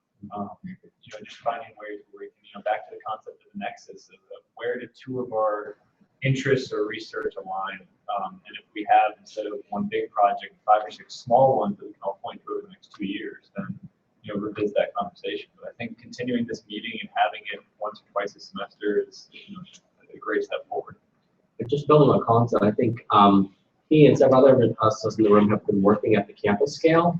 And I think doing some things at the campus scale, working with the City of Fairfax and with the Northern Virginia Regional Commission and finding Metropolitan Washington Council of Governments on whose Environment and Energy Board I serve, could help us to get some scale things in our falls pack, as it were, at both sides. I developed Fairfax County's greenhouse gas inventory a few years ago. That size thing, as we've done those things, I think allows us to thread things together into more, six-figure size projects and grants, and then move up to the big things, in the 3 to 5 year time period. Sure. Exactly. We should have it in our sites that we want to do like a big end stuff. Grant proposal. Maybe part of the inventory that we're doing on your background should include, sorry, look here, kind of research that you have funded, so that we can, in addition to the background, be able to say, here are the kinds of things. We should do an inventory. Yeah. One of the other things that we should also do, I think, is to, at the moment, right now, I think the discussions are going on in scheduling offices and try to start the process of getting courses set up for next September. I had a conversation last week, I think it was, with somebody about what are you going to be doing in September? And this is so far into the future, my immediate future, that it's like, oh, geez, I'll probably just pull something that I can, that I can easily do. But it's also the moment at which it's possible to say, well, maybe something interesting that is a code organized thing, where my topics that I can do and the topics that you can do find a common ground, at least some kind of intersection. There are real challenges to doing that. In my case, our case, it's the campus, Arlington Fairfax problem. But there may be ways to solve those kinds of problems. But if we miss the opportunity, that moment when thinking about the semester beyond the next semester happens, then we won't make much progress. So maybe this activity here can be a way of saying, okay, let's just get it familiar with each other's work enough so we can find that common ground that makes it easier to do when the moment comes, like now for September 2016.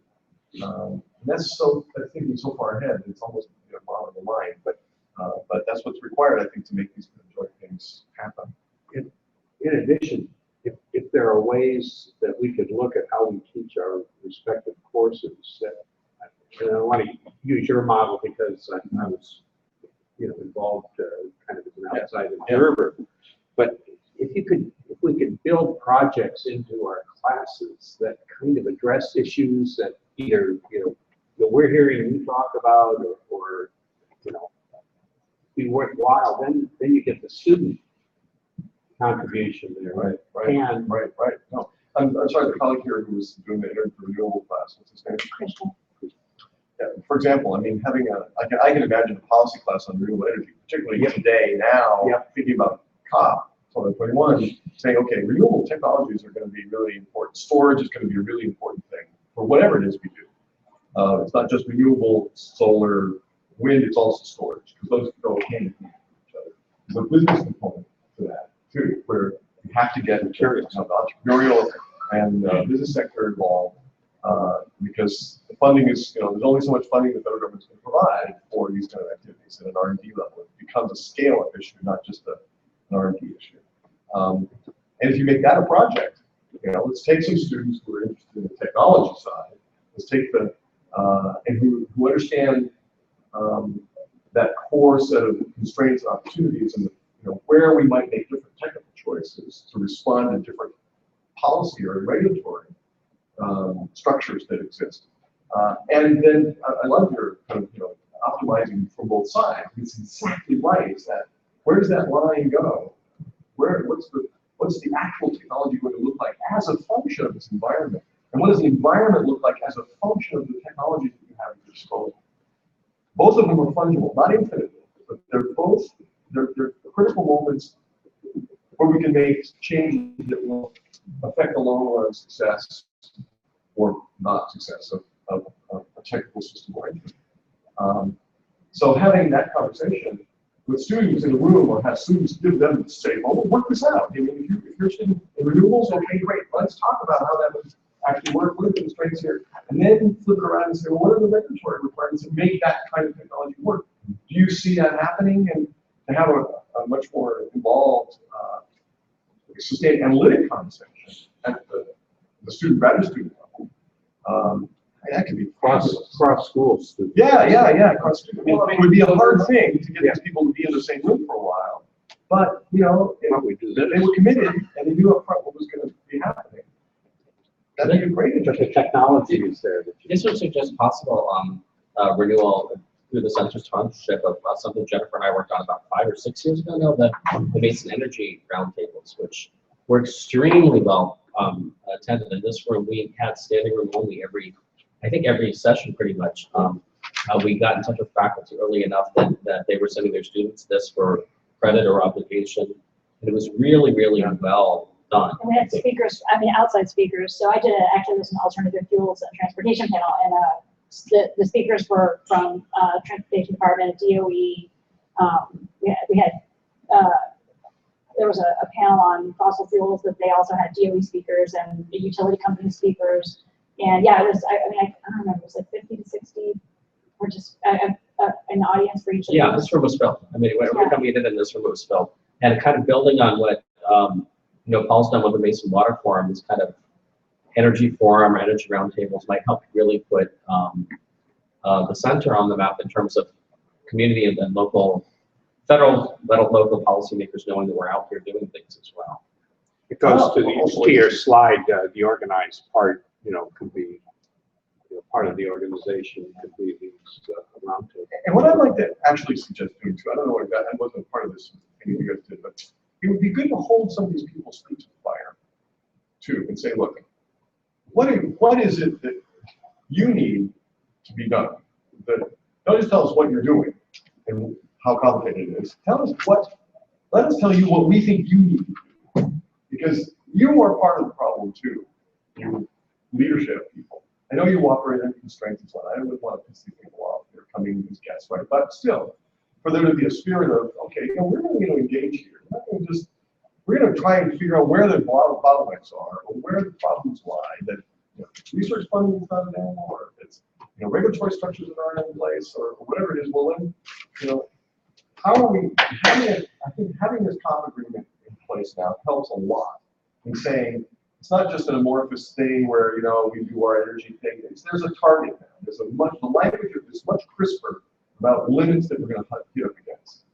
The scientific community has come unanimously, but consensus now, almost unanimously behind the idea of carbon budgets, or of stuff that needs to stay in the ground, or of temperature levels that can't be breached, or CO2 concentration levels that can't be breached.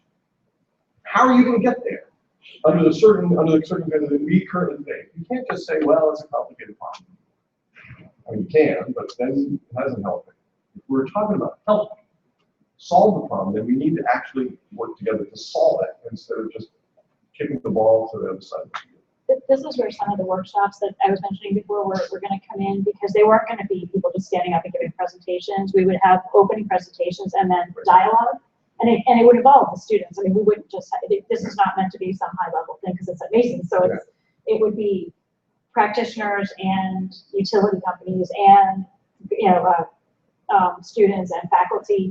And it would be an open discussion. And we were thinking that focusing on best practices or, challenges and best practices would be a good way to do it, because then it doesn't look like we're putting people's feet to the fire. It's you can identify what you're able to do and then what your constraints are, both, and then have that dialogue. But also, by having the different stakeholders in the room, it doesn't look like we're attacking you. Well, I'd love to have a couple of different or that we're biased.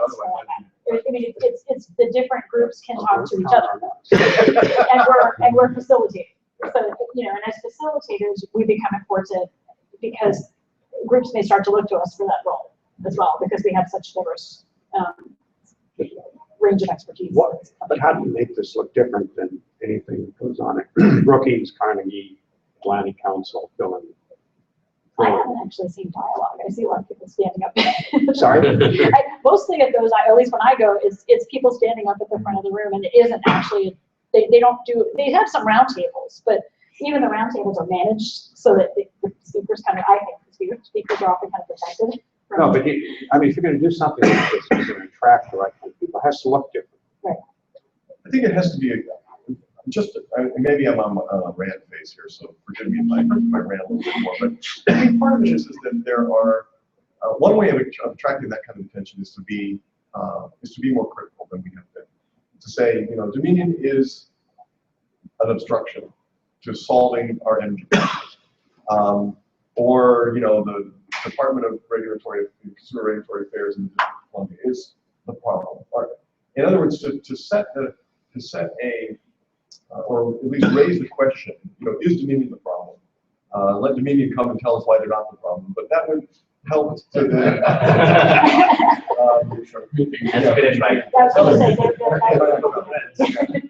That's why I need to. It strikes me that you're having there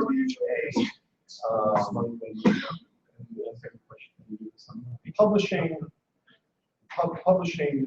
a report, a small study that points out, for example, I'm thinking about this energy plan thing that we put out last year, Joel. And we were to say, these are the targets. You know, these are the things that would seem to need to be done. How are we going to do that? I assume you guys came across the Stanford study with Mark Jacobson with the 100% renewable plan for Virginia and all the states. Oh yeah, I've read that. That was that. We did not integrate that into our. We did not do a feasibility sort of study, but I'm familiar. But I know from that they actually ended up getting that plan funded by New York State to look more in detail. So you know, there's New York's facing it. They're facing an interesting phase right now. A very sort of aggressive view on Alex, I'm thinking about answering your question, what might be unique not just at the workshop, but in general. I think interdisciplinarity that we can provide here is a very interesting uniqueness if it is a true interdisciplinarity. It's not that we have people from all domains and each one works on their areas. So the topic of analyzing how you move right from the policy instruments opposed to investment and planning analysis by power companies, commercial industrial customers. It may really be a thing which involves real expertise on the public policy side, the quantitative expertise. And we have enough people here, right, enough critical mass providing all this expertise that we move to a very cohesive direction. And we have very specific ideas how to do that. So in terms of the action items, one thing, so specific thing that we are discussing with Joel and Roberto, we're working with people who would like to be involved in that. We are working on very, very specific things. We're working currently on publications, submitted a few, working with a new application coming up on this very topic. And so Joel kind of, Roberto and myself have discussions, thought, and everyone wanted to join. And it's really kind of the analysis of coming to a particular entity, right? It may be a state government entity doing or involved in regulation of any sort. It can be a power company. It can be major consumers of energy. And I think one way to present what we can do is to say this. We have a lot of expertise in the public policy and analysis. We're working on tools that can help you. Now, with the Paris Agreement, it's coming. You may not know specifically what you're going to do, but are you going to do some preliminary analysis to start to understand what's going on? So this may be kind of an engagement that we can pursue with various players who saying, it is coming. Would you like us to help you, right, to brainstorm and how to quantitatively analyze what the options are? But for you to put a little investment so that we can you can look forward and understand how you're going to move in this direction. So something like that may be helpful. With the workshop idea, a very good idea. I think it's critical that we bring people with money. And I wouldn't present it, you do really a show why you are not a problem. And by the way, can you give us some money? I wouldn't say that. But you can be my better aid. The goal for the workshop was to actually have these groups present what they think their best practices are, so they can feel good about what they're doing, but also hear from the other groups, so there's some comparison going on, because if PG&E is doing so much more by comparison, then Dominion may say, oh, wait a second, we need to figure out whether we can do some of the stuff that they're doing, or there may become pressure for them to analyze this. And I would ask them, kind of, to be approach of a consulting company, I would ask them, tell us what is your thinking, what is your best practices, what you're thinking for the future, and tell us how we, with different kind of expertise, how we can help brainstorm. And would it make sense for us to get together, get some initial, probably pilot money, right? To get together and help brainstorm together. So asking them how we can help them to facilitate this thinking.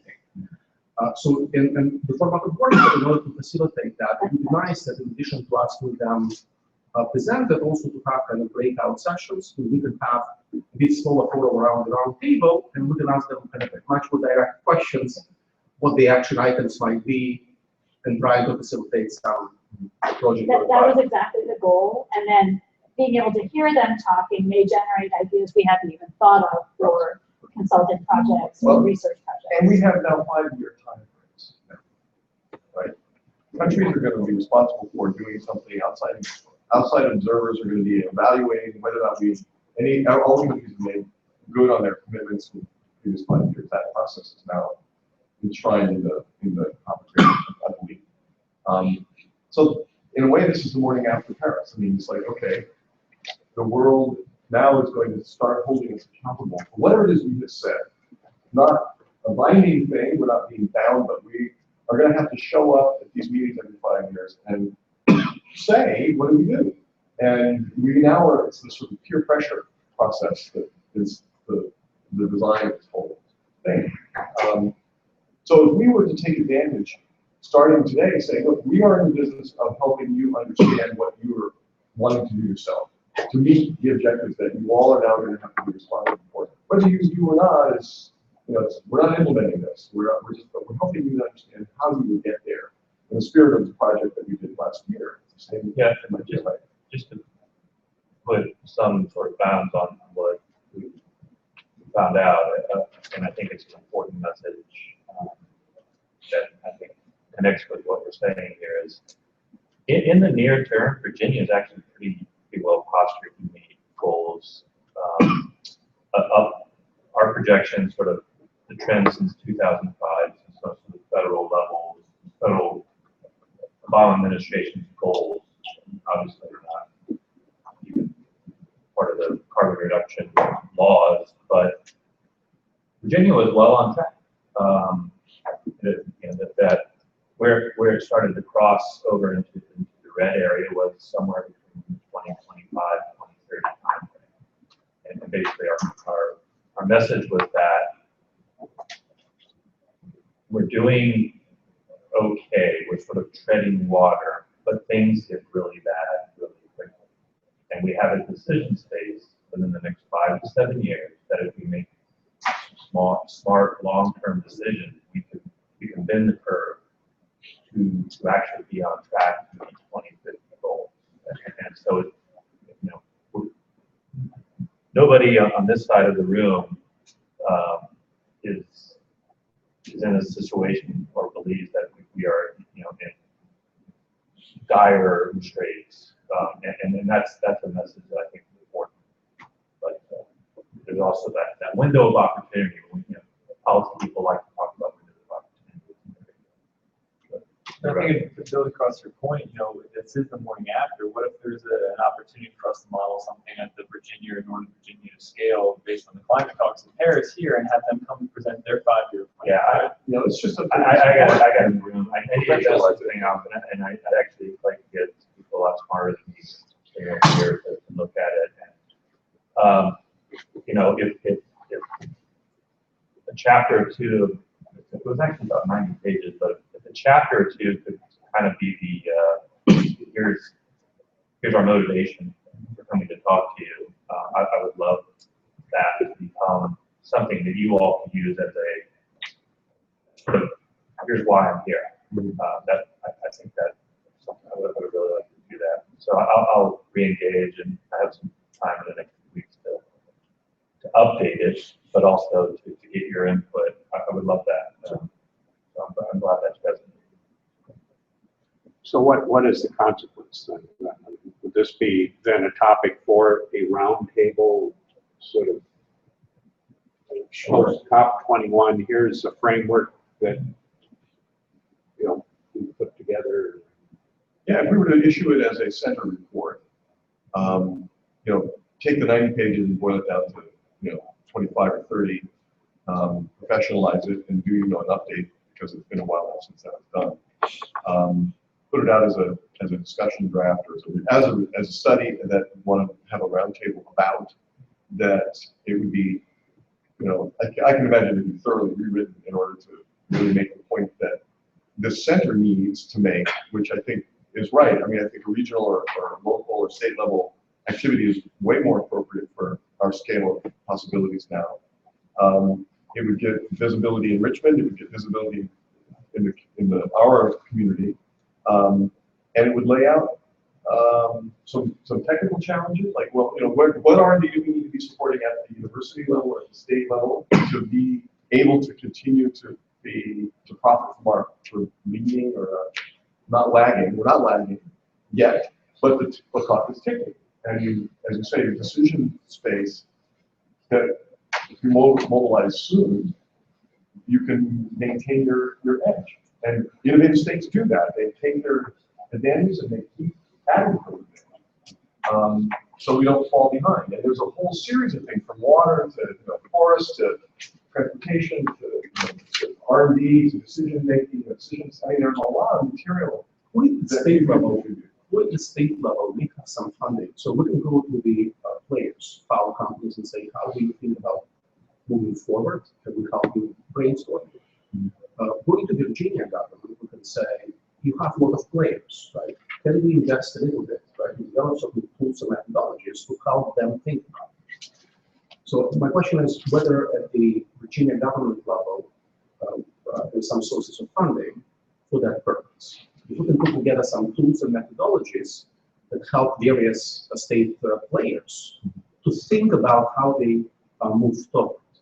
So instead of each one of them investing separately in this analysis, imagine that state invests with collaboration with other people, right? And we can be at the center of developing these tools and methodologies to help out, right?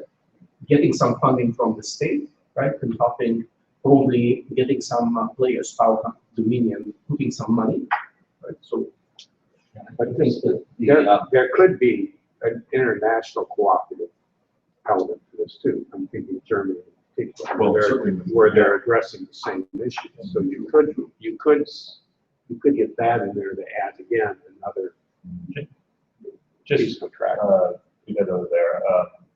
Recently, the number one sort of energy related issue that they're working specifically with this pyramid seems to be sort of the dominant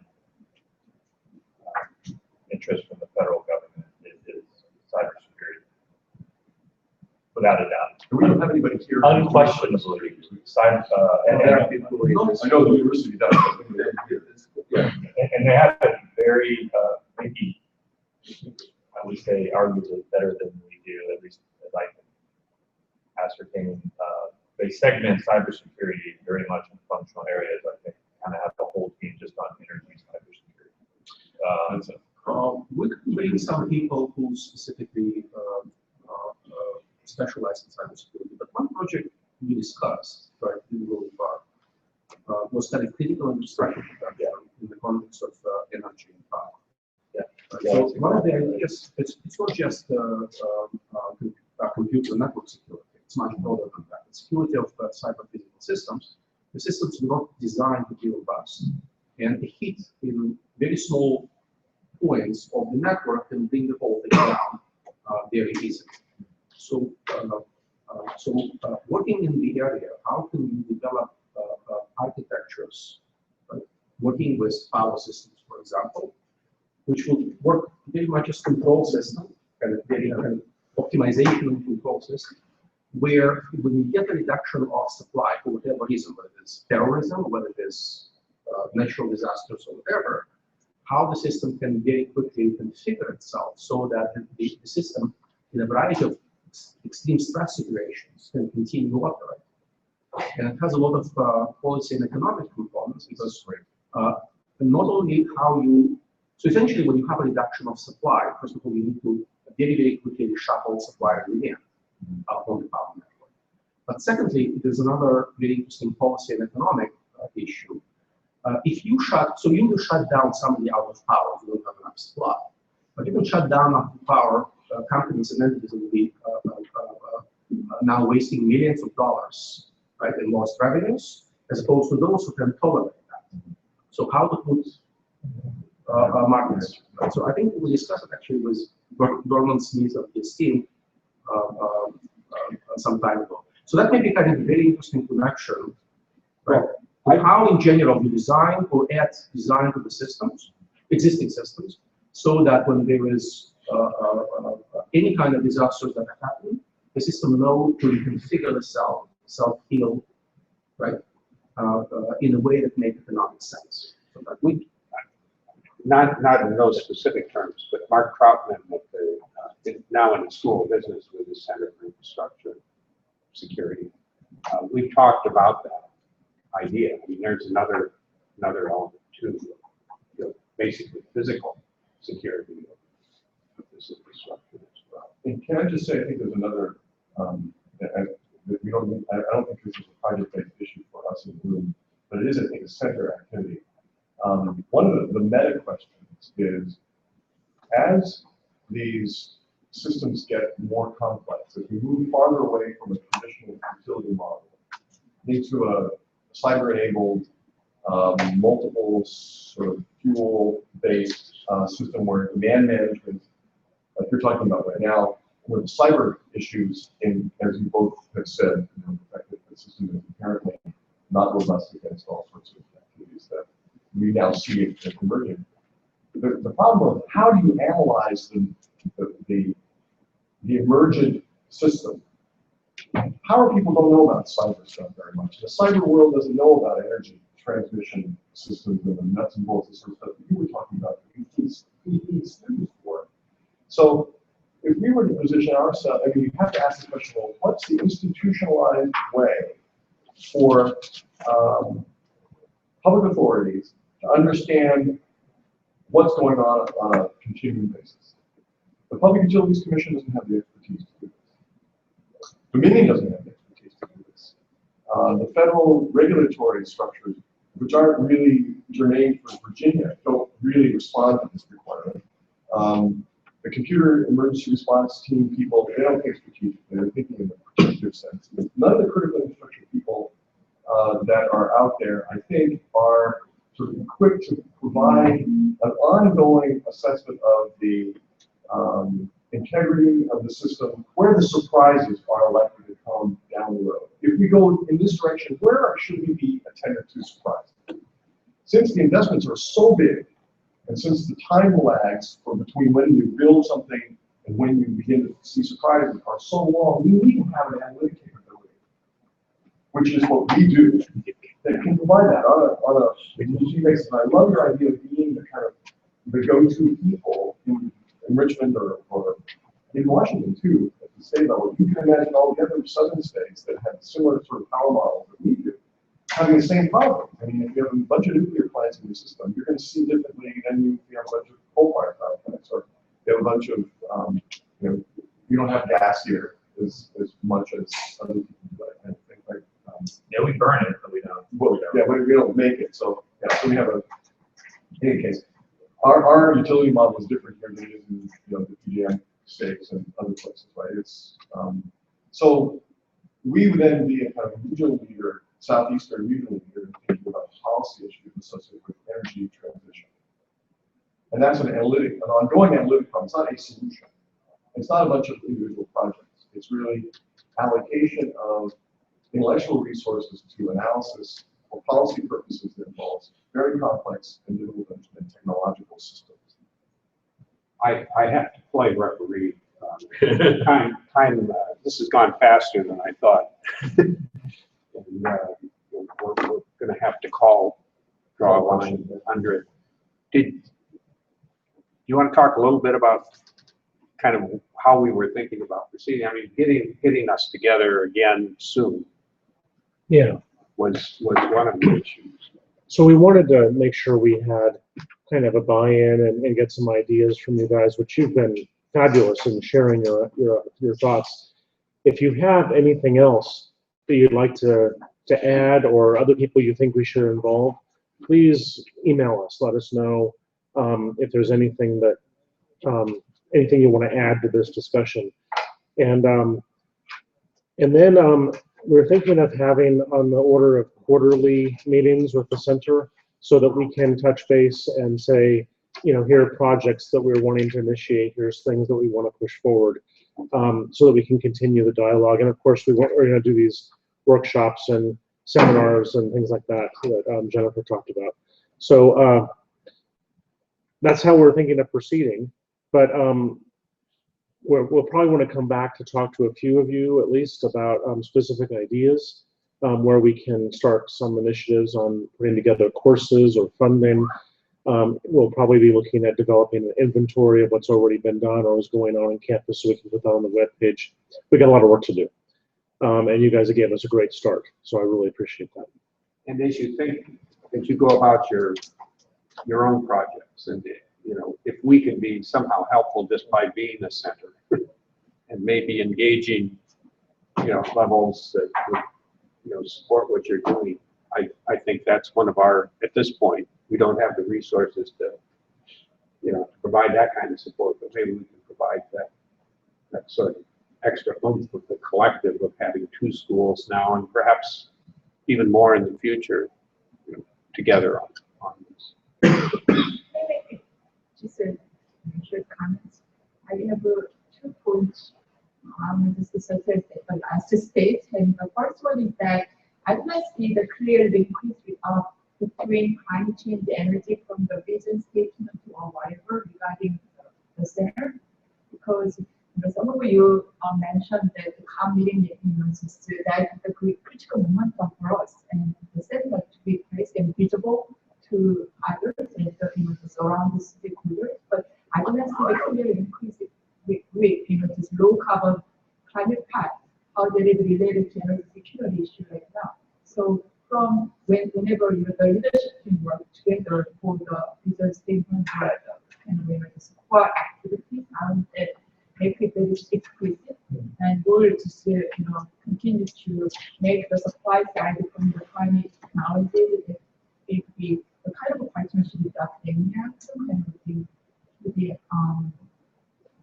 displayed clearly. The second thing is that, and on that area, maybe cybersecurity, some of the areas you've already mentioned, but that the kind of business statement, others do that, just include, we can clarify what we are doing.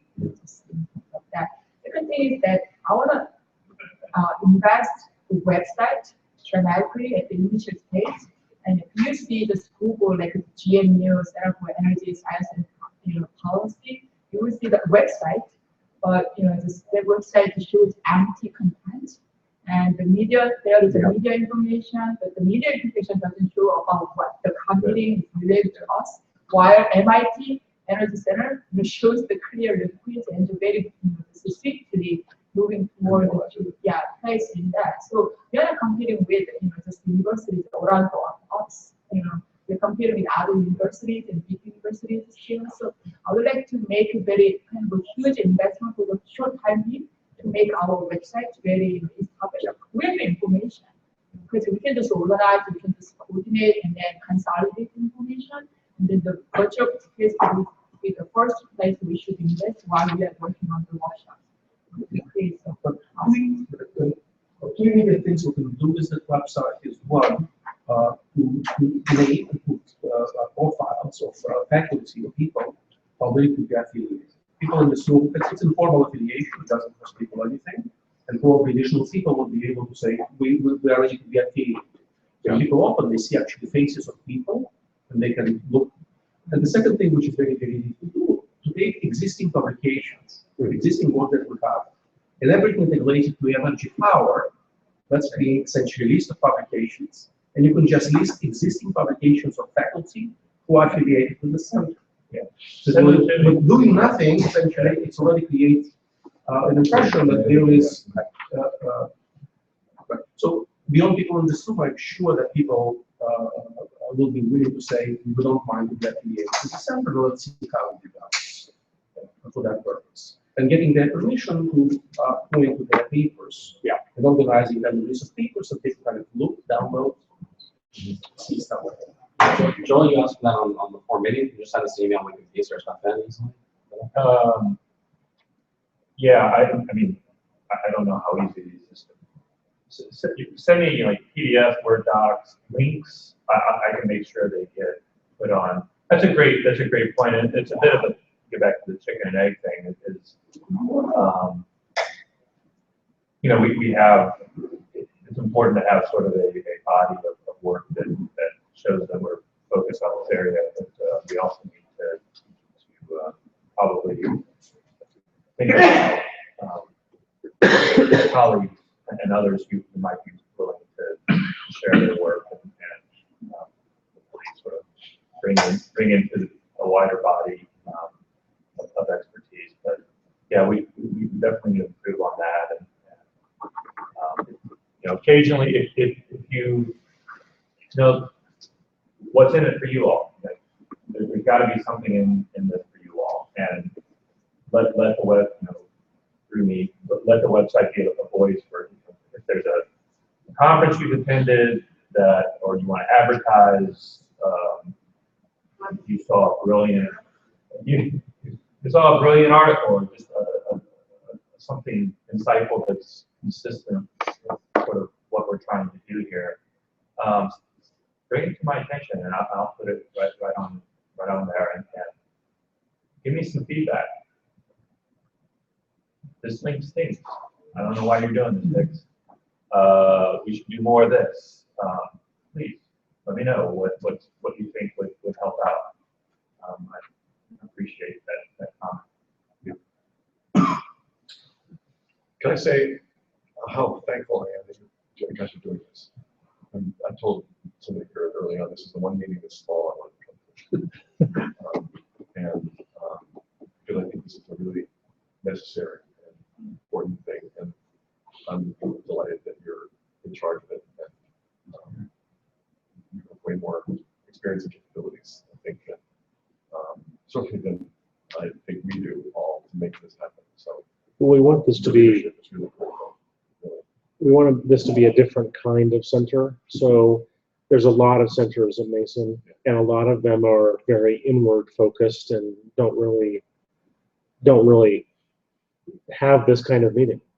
And so we want to be outward focused. We want to bring people together and not be the typical center. But thank you for the comment. Great. Thank you, guys. Appreciate you taking the time today.